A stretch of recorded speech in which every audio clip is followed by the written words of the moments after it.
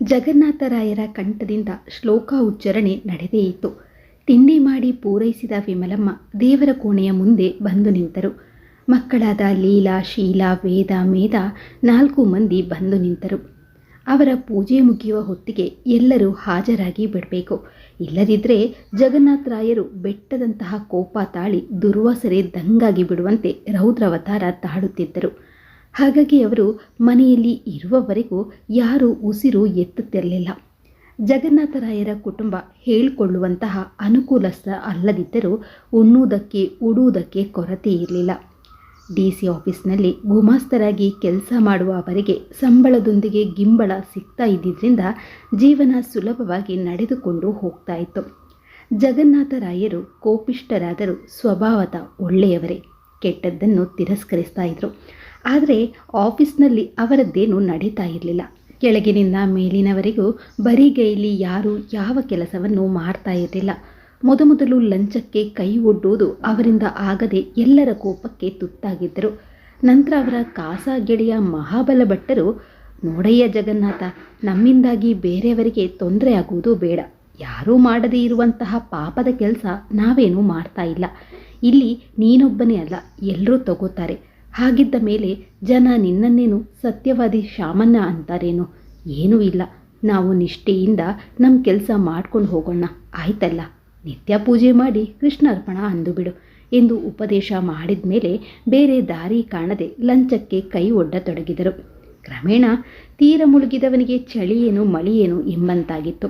ಜೊತೆಗೆ 4 ಹೆಣ್ಣು ಮಕ್ಕಳ ತಂದೆಯಾದ ಅವರ ಭುಜದ ಮೇಲೆ ಆ ಹೆಣ್ಣು ಮಕ್ಕಳನ್ನು ದಡ ಸೇರಿಸುವ ಭಾರ ಇತ್ತಲ್ಲ. ಹಾಗಾಗಿ ತಾನು ಮಾಡುವ ಕೆಲಸ ಪಾಪದ್ದಲ್ಲ, ಜೀವನ ನಿರ್ವಹಣೆಗಾಗಿ ಮಾಡ್ತಾ ಇರುವುದು ಎಂದು ಮನದಲ್ಲಿಯೇ ನಿರ್ಧಾರ ಮಾಡಿಕೊಂಡಿದ್ದರು. ಹಾಗಾಗಿ ಮೊದಲು ಪೂಜೆ ಎಂದರೆ ಅದೊಂದು ದೊಡ್ಡ ತಲೆನೋವು ಎಂದುಕೊಂಡಿದ್ದವರು ಕ್ರಮೇಣ ಪಕ್ಕಾ ಆಸ್ತಿಕರಾಗಿದ್ದರು. 2 ಹೊತ್ತು ಸಂಧ್ಯಾ ವಂದನೆ, ನಿತ್ಯ ಪೂಜೆ ಮಾಡದೆ ಹೊರಗೆ ಹೊರಡ್ತಾನೆ ಇರಲಿಲ್ಲ. ಅವರು ಪೂಜೆ ಮುಗಿಸಿ ಮಂಗಳಾರತಿಯ ಸಮಯಕ್ಕೆ ಎಲ್ಲರೂ ಹಾಜರು ಇರಲೇಬೇಕು ಎನ್ನುವುದು ಅವರ ಕಟ್ಟಪ್ಪಣೆಯಾಗಿತ್ತು. ಹುಡುಗಿಯರ 3 ದಿನಗಳು ಬಿಟ್ಟು ಮಿಕ್ಕೆಲ್ಲ ದಿನಗಳಲ್ಲಿ ಅವರು ತಮ್ಮ ಎಲ್ಲ ಕೆಲಸ ಮುಗಿಸಿ ದೇವರ ಕೋಣೆಯ ಮುಂದೆ ನಿಲ್ಲೇಬೇಕಿತ್ತು. ಹಾಗಾಗಿ ಹುಡುಗಿಯರಿಗೆ ತಂದೆಯ ಈ ಕಟ್ಟಾಜ್ಞೆಯ ಬಗ್ಗೆ ಅತಿಯಾದ ವಿರೋಧ ಇತ್ತು. ಅದರಲ್ಲೂ ವೇದಾಳಿಗೆ ತಂದೆಯ ಸ್ವಭಾವ ಕೊಂಚವೂ ಹಿಡಿಸ್ತಾ ಇರಲಿಲ್ಲ. ಕಿರಿಯವಳಾದ ಮೇಧ ಮಾತ್ರ ತಂದೆಯ ಪ್ರೀತಿ ಪಾತ್ರಳು. ಹಿರಿಯವಳಾದ ಲೀಲಾಳಿಗೆ ರಾಯರ ಅಕ್ಕನ ಮಗ ಸುಮಂತನೊಂದಿಗೆ ಮದುವೆ ಗೊತ್ತಾಗಿತ್ತು. ಲೀಲಾ SSLCಗೆ ಓದು ನಿಲ್ಲಿಸಿದ್ದಳು. ಶೀಲಾ ಡಿಗ್ರಿ ಕೊನೆ ವರ್ಷದಲ್ಲಿದ್ದಳು. ವೇದ, ಮೇಧ ಅವಳಿ ಮಕ್ಕಳು. ಇಬ್ಬರು ಮೌಂಟ್ ಕಾರ್ಮೆಲ್ ಕಾಲೇಜ್ನಲ್ಲಿ ಓದ್ತಾ ಇದ್ರು. ಶೀಲಾ ತಾಯಿಗೆ ಮಾತ್ರ ಆಪ್ತಳಾಗಿದ್ದರೆ ವೇದ, ಮೇಧ ತಮ್ಮ ಗುಂಗಿನಲ್ಲಿಯೇ ಇರುತ್ತಿದ್ದರು. ಲೀಲಾ ತನ್ನ ಲೋಕದಲ್ಲಿ ತಾನಿರ್ತಾ ಇದ್ಲು. ಎಲ್ಲರಿಗಿಂತ ಸುಂದರವಾಗಿದ್ದದ್ದು ಶೀಲಾ. ವೇದ ನೋಡಲು ಚೆನ್ನಾಗಿದ್ದರೂ ತಂದೆಯಂತೆ ಕಪ್ಪಗಿದ್ದು ಮಾಟವಾದ ಶರೀರದಿಂದ ಕಪ್ಪು ಕಲ್ಲಿನಲ್ಲಿ ಕಡೆದ ಶಿಲಾಬಾಲಕಿಯನ್ನು ಮೀರಿಸ್ತಾ ಇದ್ಲು. ಮೇಧ ಸರಳ ಸ್ವಭಾವದ ಸಹಜ ಸುಂದರಿ. ಲೀಲಾ ಮದುವೆ ಹತ್ತಿರವಾಗಿತ್ತು. ಮನೆಯಲ್ಲಿ ಮದುವೆ ತಯಾರಿ ನಡೆದಿತ್ತು. ಅವಳ ಅತ್ತೆಯ ಮನೆ ಹೊಳೆ ನರಸೀಪುರ. ಮಾವ ಜಮೀನ್ದಾರರು, ಸ್ಥಿತಿವಂತರಾಗಿದ್ದು ಮನೆ ತುಂಬ ಆಳು ಕಾಳು, ಓಡಾಡಲು ವಾಹನಗಳು ಎಲ್ಲವೂ ಇದ್ದಿದ್ದರಿಂದ ವರ PUC ಮಾಡಿ ಟೀಚರ್ ಟ್ರೈನಿಂಗ್ ಮುಗಿಸಿ ಅಲ್ಲಿದ್ದ ಸರ್ಕಾರಿ ಶಾಲೆಯಲ್ಲಿ ಉಪಾಧ್ಯಾಯನಾಗಿ ಕೆಲಸ ಮಾಡ್ತಾ ಇದ್ದ. ನೋಡಲು ಅಷ್ಟೇನು ಚೆನ್ನಾಗಿ ಕಾಣದ ಸುಮಂತನನ್ನು ಮದುವೆಯಾಗಲು ಲೀಲಾ ಒಪ್ಪಿದ್ದಳು. ಜಗನ್ನಾಥರಾಯರ 4 ಹೆಣ್ಣು ಮಕ್ಕಳಲ್ಲಿ ಒಬ್ಬೊಬ್ಬರ ಸ್ವಭಾವ ಒಂದೊಂದು ರೀತಿಯದ್ದಾಗಿತ್ತು. ಆದರೆ ವೇದ ಮಾತ್ರ ತೋರಿಕೆಗೆ ಎಲ್ಲರೊಂದಿಗೆ ಪ್ರೀತಿಯಿಂದ ಇದ್ದಂತೆ ನಟಿಸಿದ್ದರೂ ಒಳಗೊಳಗೆ ಅವಳಿಗೆ ಯಾರೂ ಇಷ್ಟ ಆಗ್ತಾ ಇರಲಿಲ್ಲ. ಮೂಗೆತ್ತಿನಂತೆ ಸದಾ ಏನಾದರೊಂದು ಕೆಲಸ ಮಾಡಿಕೊಂಡು ಗಂಡನ ತಾಳಕ್ಕೆ ಸರಿಯಾಗಿ ಕುಣಿತಾ ಇದ್ದ ತಾಯಿ. ಆಕೆ ತನ್ನ ಮಕ್ಕಳಿಗೆ ಮಾಡುತ್ತಿದ್ದ ಉಪದೇಶ ಯಾವುದೂ ವೇದಾಳಿಗೆ ಇಷ್ಟ ಆಗ್ತಾ ಇರಲಿಲ್ಲ. ಎಲ್ಲರಿಗಿಂತ ನೋಡಲು ಸುಂದರಳಾಗಿ ಕಾಣುತ್ತಿದ್ದ ಶೀಲಕ್ಕ ಎಂದರೆ ಅವಳಿಗೆ ಆಗ್ತಾ ಇರಲಿಲ್ಲ. ಮೇಧಾಳನ್ನು ಕೆಲಸದವಳಂತೆ ಕಾಣ್ತಾ ಇದ್ಲು. ತಾನು ಸಿರಿವಂತ ಕುಟುಂಬದಲ್ಲಿ ಹುಟ್ಟಬೇಕಿತ್ತು. ತನ್ನ ಸ್ಟೈಲ್, ತನ್ನ ನಡೆ ನುಡಿಯ ಬಗ್ಗೆ ಇಲ್ಲಿ ಯಾರಿಗೂ ಗೌರವವಿಲ್ಲ ಎಂದು ಅವಳಿಗೆ ಒಳಗೊಳಗೆ ಅಸಹನೆ ಇತ್ತು. ಕಾಲೇಜ್ನಲ್ಲಿಯೂ ಅಷ್ಟೇ. ಮೇಧ ಸೈನ್ಸ್ ತೆಗೆದುಕೊಂಡು ಓದುತ್ತಿದ್ದರೆ ವೇದ ಕಾಮರ್ಸ್ ತೆಗೆದುಕೊಂಡಿದ್ದಳು. ಹಾಗಾಗಿ ಇಬ್ಬರ ಸಮಯದಲ್ಲಿಯೂ ಸ್ವಲ್ಪ ವ್ಯತ್ಯಾಸ ಇದ್ದೇ ಇರ್ತಾ ಇತ್ತು. ವೇದ ಆಗಾಗ ತಾಯಿಯನ್ನು ಕಾಡಿ ಪೀಡಿಸಿ ಹಣ ಪಡಿತಾ ಇದ್ದಳು. ಅವಳ ಗೆಳತಿಯರು ಸಹ ಅವಳಂತೆಯೇ. ಹಾಗಾಗಿ ಮನೆಯಿಂದ ಚೂಡಿದಾರ್ ಧರಿಸಿ ಹೊರಟರು ಗೆಳತಿಯ ಮನೆಯಲ್ಲಿ ಹೋಗಿ ಡ್ರೆಸ್ ಬದಲಾಯಿಸಿಕೊಂಡು ಹೋಗ್ತಾ ಇದ್ಲು.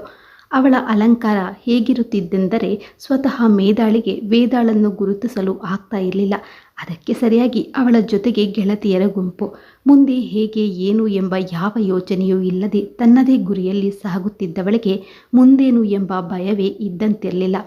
ಲೀಲಾ ಮದುವೆ ಬಹಳ ಅನ್ನುವಷ್ಟು ಅಲ್ಲದಿದ್ದರೂ ಅದ್ಧೂರಿಯಾಗಿಯೇ ನಡೆದಿತ್ತು. ಮದುವೆ ಮನೆಯಲ್ಲಿ ಬಹಳ ಚಟುವಟಿಕೆಯಿಂದ ಓಡಾಡುತ್ತಿದ್ದ ಶೀಲಾಳನ್ನು ನೋಡಿ ಗಂಡಿನ ಕಡೆಯವರ ಸಂಬಂಧಿಕರಲ್ಲಿ ದೀಪಕ್ ಎಂಬ ಹುಡುಗ ಅವಳನ್ನು ಬಹಳ ಮೆಚ್ಚಿಕೊಂಡಿದ್ದ. ಅವನು ತಕ್ಕ ಮಟ್ಟಿಗೆ ಅನುಕೂಲಸ್ಥನಾಗಿದ್ದು ಅವನಿಗೆ ಯಾರೂ ಇರಲಿಲ್ಲ. ಅವನ ತಾಯಿಯು ವರ್ಷದ ಕೆಳಗೆ ತೀರ್ಕೊಂಡಿದ್ದರು. ಅವನಿಗೆ ಮುಂಬೈಯಲ್ಲಿ ಕೆಲಸ. ಸಿಂಪಲಾಗಿ ಮದುವೆ ಮಾಡಿಕೊಟ್ರೆ ಸಾಕು ಎಂದು ನೇರವಾಗಿ ಜಗನ್ನಾಥರನ್ನೇ ಕೇಳಿದ. ಅವರಿಗೂ ಬೇಡ ಎನ್ನಲು ಆಗಲಿಲ್ಲ. ಈಗಷ್ಟೇ ಹಿರಿಯ ಮಗಳ ಮದುವೆ ಮಾಡಿದ್ದೇನೆ, 1-2 ತಿಂಗಳ ಕಾಲಾವಕಾಶ ಆದರೂ ಬೇಕು, ಅಷ್ಟರಲ್ಲಿ ಹುಡುಗಿಯ ಪರೀಕ್ಷೆಯು ಮುಗಿಯುತ್ತದೆ ಎಂದರು ಜಗನ್ನಾಥರಾಯರು. ಅದಕ್ಕೆ ದೀಪಕ್ ಸಹ ಒಪ್ಕೊಂಡ. ಲೀಲಾ ಸಹ ಖುಷಿಯಾಗಿ ಒಪ್ಪಿಕೊಂಡಿದ್ದಳು. ವಿಮಲಮ್ಮನವರಿಗೆ ಮಗಳು ದೂರ ಹೋಗುತ್ತಾಳೆ ಎನ್ನುವುದಕ್ಕಿಂತ ತನ್ನ ಆತ್ಮೀಯ ಗೆಳತಿಯಂತಿದ್ದ ಮಗಳು ತಮ್ಮಿಂದ ದೂರವಾಗುತ್ತಾಳೆ ಎಂಬ ನೋವೇ ಹೆಚ್ಚಾಗಿತ್ತು. ಹಾಗೆಂದು ಮಗಳನ್ನು ಮನೆಯಲ್ಲಿ ಇರಿಸಿಕೊಳ್ಳಲಾಗುವುದೇ? ಅದು ಕಷ್ಟವಿಲ್ಲದೆ ಒಳ್ಳೆಯ ಹುಡುಗ ದೊರಕಿರುವಾಗ ಯಾರಾದರೂ ಬಿಡುವುದುಂಟೆ ಎಂದು ಅವರು ಒಪ್ಕೊಂಡಿದ್ರು. ಲೀಲಾ ಮದುವೆಯಾಗಿ ಗಂಡನ ಮನೆ ಸೇರಿದ್ದಳು. ಜಗನ್ನಾಥರಾಯರು ಇನ್ನು ವೇದ ಮೇಧ ಮದುವೆಗೆ ಸಾಕಷ್ಟು ಸಮಯ ದೊರಕುತ್ತದೆ ಎನಿಸಿ ತಮ್ಮ ಪ್ರಾವಿಡೆಂಟ್ ಫಂಡ್ ತೆಗೆದು ಶೀಲಾಳ ಮದುವೆ ಮಾಡಿ ಮುಗಿಸುವುದು ಎಂದುಕೊಂಡರು. ಶೀಲಾ ಗಂಡನಾಗುವವನ ಪ್ರೇಮಲೋಕದಲ್ಲಿ ಅದಾಗಲೇ ಮುಂಬೈ ತಲುಪಿದ್ದಳು. ಅಷ್ಟರಲ್ಲಿ ಅವಳ ಪರೀಕ್ಷೆಯು ಮುಗಿದಿತ್ತು. ತಿರುಮಲಗಿರಿ ಶ್ರೀನಿವಾಸನ ದೇವಸ್ಥಾನದಲ್ಲಿ ಸರಳವಾಗಿ ಮದುವೆ ನಡೆಸುವುದು ಎಂದು ನಿಶ್ಚಯಿಸಲಾಯಿತು. ಮದುವೆಗೆ 8 ದಿನ ಮುಂಚಿತವಾಗಿ ದೀಪಕ್ ತನ್ನ ಸೋದರ ಮಾವನ ಬಳಗದೊಂದಿಗೆ ಬರುವುದಾಗಿ ತಿಳಿಸಿದ್ದ. ಲೀಲಾ ತಾನು ತಂಗಿ ಶೀಲಾಳ ಮದುವೆಗೆ 15 ದಿನ ಮೊದಲೇ ಬರುತ್ತೇನೆ ಎಂದಿದ್ದಳು. ಜಗನ್ನಾಥರಾಯರು ಮಗಳಿಗೆ ಕೊಡಲು ಬೆಳ್ಳಿ ಪಾತ್ರೆ, ಹುಡುಗನ ವರೋಪಚಾರದ ಹಣ ಎಲ್ಲವನ್ನೂ ತೆಗೆದಿದ್ದು ಮದುವೆಯ ಸಿದ್ಧತೆ ಭರದಿಂದ ನಡೆದಿತ್ತು. ವಿಮಲಮ್ಮ ಕೆಲಸದ ಆಯಾಸದಲ್ಲಿ ಬಹಳ ಬೇಗ ಸುಸ್ತಾಗಿ ಹೋಗ್ತಾ ಇದ್ರು. ತೋರಿಸಿಕೊಳ್ಳದೆ ಕೆಲಸದಲ್ಲಿ ವ್ಯಸ್ತರಾಗ್ತಾ ಇದ್ರು.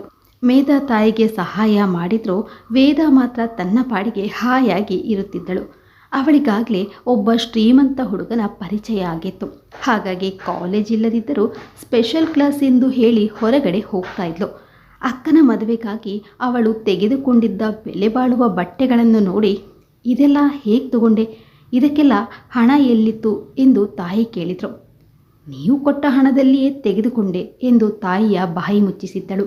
ಆದರೂ ವಿಮಲಮ್ಮನಿಗೆ ಅವಳ ಮೇಲೆ ಏನೋ ಅನುಮಾನ. ಅದನ್ನು ಗಂಡನೊಂದಿಗೆ ವೇದ ಮೇಲೆ ಒಂದು ಕಣ್ಣಿಡಬೇಕು, ಅವಳ ಬಗ್ಗೆ ನನಗ್ಯಾಕೋ ಅನುಮಾನ, ನಾನು ಏನೇ ಕೇಳಿದರೂ ಏನೋ ಒಂದು ಹೇಳಿ ನನ್ನ ಬಾಯಿ ಮುಚ್ಚಿಸಿ ಬಿಡ್ತಾಳೆ, ನೀವಾದರೂ ಅವಳನ್ನು ಒಮ್ಮೆ ಕೇಳಬಾರ್ದೆ ಎಂದು ಹೇಳಿದರು. ನೀನೆಂಥ ತಾಯಿಯೇ ವಿಮಲು, ನಿನ್ನ ಮಕ್ಕಳ ಮೇಲೆ ನಿನಗೆ ನಂಬಿಕೆ ಇಲ್ವೇ? ಅವಳು ಮೊದಲಿನಿಂದಲೂ ಇರುವುದು ಹಾಗೇ ಅಲ್ವೇ? ಹಾಗೇನೂ ಆಗಲ್ಲ, ಸುಮ್ಮನಿರು, ನೀನು ಮದುವೆಯ ಕೆಲಸದ ಕಡೆ ಗಮನ ಹರಿಸು ಎಂದು ಹೆಂಡತಿಗೆ ಬುದ್ಧಿ ಹೇಳಿದರು. ಗಂಡಿನವರಿಂದ ಯಾವೊಂದು ತೊಂದರೆ ಇಲ್ಲದೆ, ಯಾವ ಕಷ್ಟ ಇಲ್ಲದೆ ಶೀಲಾ ಮದುವೆ ಸುಗಮವಾಗಿ ನಡೆದಿತ್ತು. ಶೀಲಾ ಮದುವೆಯಾದ ವಾರದಲ್ಲಿಯೇ ತನ್ನ ಗಂಡನೊಂದಿಗೆ ಮುಂಬೈಗೆ ಹೊರಟು ಹೋದ್ಲು. ಅವಳು ಆಗಾಗ ಫೋನ್ ಮಾಡಿ ತಾಯಿ ಮತ್ತು ತಂಗಿಯರೊಂದಿಗೆ ಮಾತನಾಡುತ್ತಾ ಅಲ್ಲಿನ ಜನಜೀವನದ ಬಗ್ಗೆ ಎಲ್ಲವನ್ನು ಬಣ್ಣಿಸಿ ಹೇಳುವಾಗ ಎಲ್ಲರಿಗೂ ಬಹಳ ಖುಷಿಯಾಗ್ತಾ ಇತ್ತು. ಜಗನ್ನಾಥರಾಯರು ಮಗಳು ಸುಖವಾಗಿರುವುದನ್ನು ಕೇಳಿ ನೆಮ್ಮದಿಯ ನಿಟ್ಟುಸಿರು ಬಿಟ್ಟರು. ವೇದ ಮೇಧ ಇಬ್ಬರು PUCಯಲ್ಲಿ ಪಾಸಾಗಿದ್ರು. ಮೇಧ ನೀಟ್ ಪರೀಕ್ಷೆಗೆ ಬರೆದಿದ್ದರೆ ಓದಿನಲ್ಲಿ ಅಷ್ಟೇನೂ ಆಸಕ್ತಿ ಇಲ್ಲದ ವೇದ ಕಾಟಾಚಾರಕ್ಕೆ ಓದು ಮುಂದುವರಿಸಿದ್ದಳು. ಲೀಲಾ ಗರ್ಭಿಣಿಯಾಗಿರುವ ವಿಷಯ ತಿಳಿದು ಎಲ್ಲರಿಗೂ ಸಂತೋಷವಾಗಿತ್ತು. ಅವಳು ಗಂಡನ ಮನೆಯಲ್ಲಿ ಸೀಮಂತ ಮುಗಿಸಿಕೊಂಡು ತವರಿಗೆ ಬಂದಿದ್ದಳು. ಎಲ್ಲರಿಗೂ ಅವಳನ್ನು ಓಲೈಸುವುದೇ ದೊಡ್ಡ ಕೆಲಸವಾಗಿತ್ತು. ಜೊತೆಗೆ 3 ದಿನಕ್ಕೂ ಬಂದು ಕೂರುವ ಅಳಿಯನ ಉಪಚಾರ ಮಾಡುವುದರಲ್ಲಿ ವಿಮಲಮ್ಮ ಸೋತು ಸುಣ್ಣವಾಗಿದ್ರು.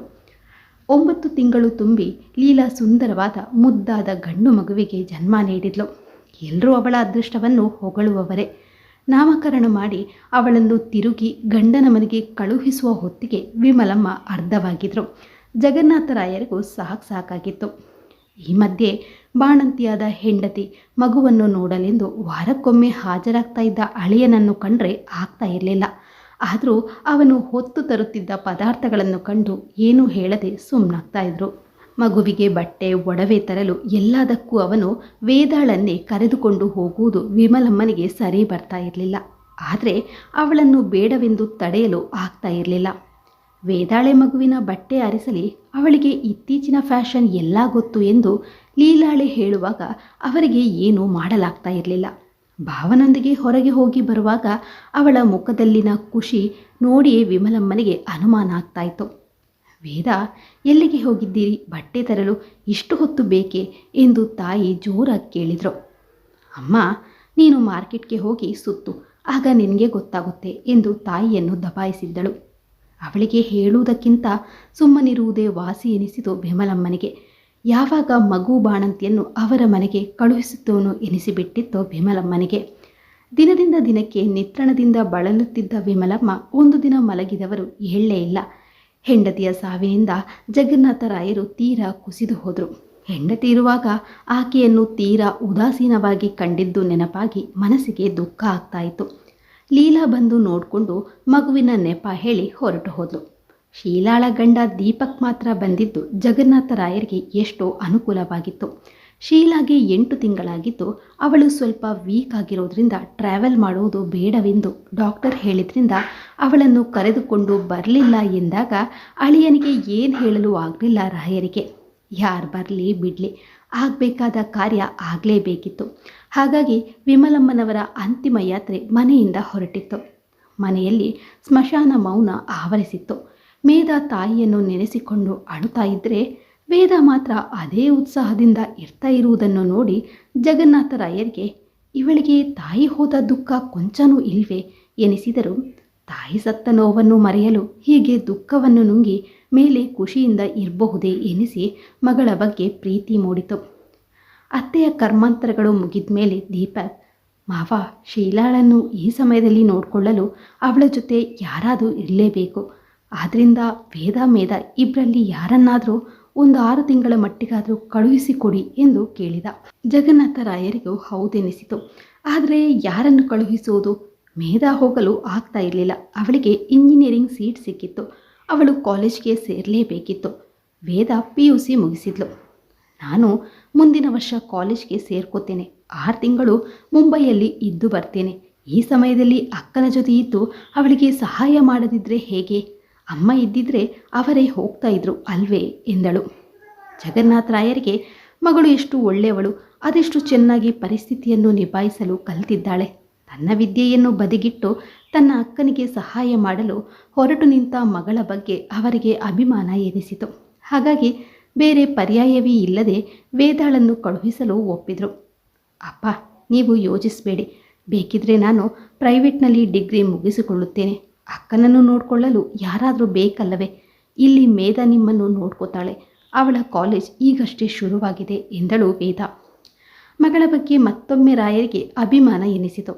ತನ್ನ ಮಗಳು ಅದೆಷ್ಟು ಬುದ್ಧಿವಂತಳು, ಇಂತಹ ಒಳ್ಳೆಯ ಹುಡುಗಿಯ ಬಗ್ಗೆ ವಿಮಲು ಅಷ್ಟೇಕೆ ಅನುಮಾನ ಪಡ್ತಾ ಇದ್ಲು ಎಂದು ಹೆಂಡತಿಯ ಬಗ್ಗೆ ಬೇಸರ ಆಯಿತು. ದೀಪಕ್ ಸಹ ತನ್ನ ಹೆಂಡತಿಯ ಸಹಾಯಕ್ಕೆ ಅವಳ ತಂಗಿಯೇ ಸಿಕ್ಕಳಲ್ಲ ಎನಿಸಿ ಖುಷಿಯಾಗಿ ನೆಮ್ಮದಿಯ ನಿಟ್ಟುಸಿರು ಬಿಟ್ಟ. ಉತ್ಸಾಹದಿಂದ ಮುಂಬೈಗೆ ಹೊರಡುವ ತಯಾರಿ ನಡೆಸುತ್ತಿದ್ದ ವೇದಾಳ ಬಳಿ ಬಂದ ಮೇಧ, ವೇದು, ನಿನ್ನ ವಿದ್ಯೆಗೆ ಸಂಚಕಾರ ಬಂತಲ್ಲೇ, ಅಲ್ಲಿ ಶೀಲಕ್ಕನ ಬಾಣಂತನ ನಿನ್ನಿಂದ ಮಾಡಲು ಆಗುವುದೇ? ಅದರ ಬದಲು ಅಕ್ಕನನ್ನೇ ಇಲ್ಲಿಗೆ ಕರೆತಂದರೆ ಒಳ್ಳೆಯದಿತ್ತು. ಇಲ್ಲಾದರೆ ಅಬ್ಬಕ್ಕ ಆಂಟಿ ಇದ್ದಾರೆ, ನಾವು ಅವರ ಸಹಾಯ ಪಡಿಬಹುದಿತ್ತು ಎಂದಳು. ಆದರೆ ಅಕ್ಕನಿಗೆ ಟ್ರಾವೆಲ್ ಮಾಡೋಕ್ಕೆ ಆಗಲ್ಲ ಅಂತ ತಾನೇ ಭಾವ ನಮ್ಮ ಸಹಾಯ ಕೇಳ್ತಾ ಇರೋದು. ಅಮ್ಮ ಇದ್ದಿದ್ರೆ ಹೋಗ್ತಿದ್ರು. ಈಗ ಇದು ನಮ್ಮ ಜವಾಬ್ದಾರಿನೇ ಅಲ್ವಾ? ಪಾಪ ಭಾವನಿಗೆ ಪ್ರಮೋಷನ್ ಆಗಿದೆಯಂತೆ. ಹಾಗಾಗಿ ಅವರಿಗೆ ಕೆಲಸದ ಒತ್ತಡ ಇರುತ್ತೆ. ನಾನು ಹೇಗಾದರೂ ಡಿಗ್ರಿ ಮುಗಿಸ್ಕೊಳ್ತೀನಿ, ಚಿಂತೆ ಮಾಡಬೇಡ. ನೀನು ನಿನ್ನ ವಿದ್ಯಾಭ್ಯಾಸದ ಕಡೆ ಗಮನ ಕೊಡು, ಅಪ್ಪನ ಚೆನ್ನಾಗಿ ನೋಡ್ಕೊ ಎಂದು ಬುದ್ಧಿ ಹೇಳಿದಳು. ಅವಳ ಮಾತನ್ನು ಕೇಳಿ ಮೇಧ ಪ್ರೀತಿಯಿಂದ ಅವಳನ್ನು ಆಲಂಗಿಸಿಕೊಂಡ್ಳು. ಒಳಗಿನಿಂದಲೇ ಇಬ್ಬರ ಮಾತನ್ನು ಕೇಳಿದ ಜಗನ್ನಾಥರಾಯರಿಗೆ, ಅಪ್ಪ, ನನ್ನ ಮಕ್ಕಳು ಅದೆಷ್ಟು ಬೇಗ ಬೆಳೆದು ಬಿಟ್ಟರು ಎನಿಸಿತು. ದೀಪಕ್ ಟಿಕೆಟ್ ಬುಕ್ ಮಾಡಿಸ್ಕೊಂಡು ಬಂದು, ನಾಳೆ ರಾತ್ರಿ 8 ಗಂಟೆಗೆ ಟ್ರೈನ್ ಹೊರಡುತ್ತೆ, ನಾವು 7 ಗಂಟೆಗೇ ಮನೆ ಬಿಡಬೇಕು ಎಂದು ಹೇಳಿದ. ಮೇಧ ತನಗೆ ತಿಳಿದಂತೆ ಅಡುಗೆ ಮಾಡಿ ಬಡಿಸಿದ್ಲು. ದೀಪಕ್ ಊಟ ಮಾಡುತ್ತಾ, ಮಾವ, ನೀವು ಈ ಸಮಯದಲ್ಲಿ ವೇದಾಳನ್ನು ನನ್ನ ಜೊತೆಗೆ ಕಳುಹಿಸುತ್ತಿರುವುದಕ್ಕೆ ನಾನು ಹೇಗೆ ಧನ್ಯವಾದ ಹೇಳಲಿ ಅಂತ ಗೊತ್ತಾಗ್ತಾ ಇಲ್ಲ. ಪಾಪ ವೇದ ತನ್ನ ಓದು ನಿಲ್ಲಿಸಿ ಅಕ್ಕನಿಗೆ ಸಹಾಯ ಮಾಡಲು ಬರ್ತಾ ಇರೋದು ಶೀಲಾಗೆ ತುಂಬಾ ಸಂತೋಷವಾಗಿದೆ. ಅವಳ ಡೆಲಿವರಿಯಾದ 1 ತಿಂಗಳಿಗೆ ಬೇರೆ ಏನಾದರೂ ವ್ಯವಸ್ಥೆ ಮಾಡಿಕೊಂಡು ವೇದಾಳನ್ನು ಆದಷ್ಟು ಬೇಗ ಕಳುಹಿಸಿಕೊಡುತ್ತೇನೆ, ನೀವೇನು ಯೋಚನೆ ಮಾಡಬೇಡಿ ಎಂದ.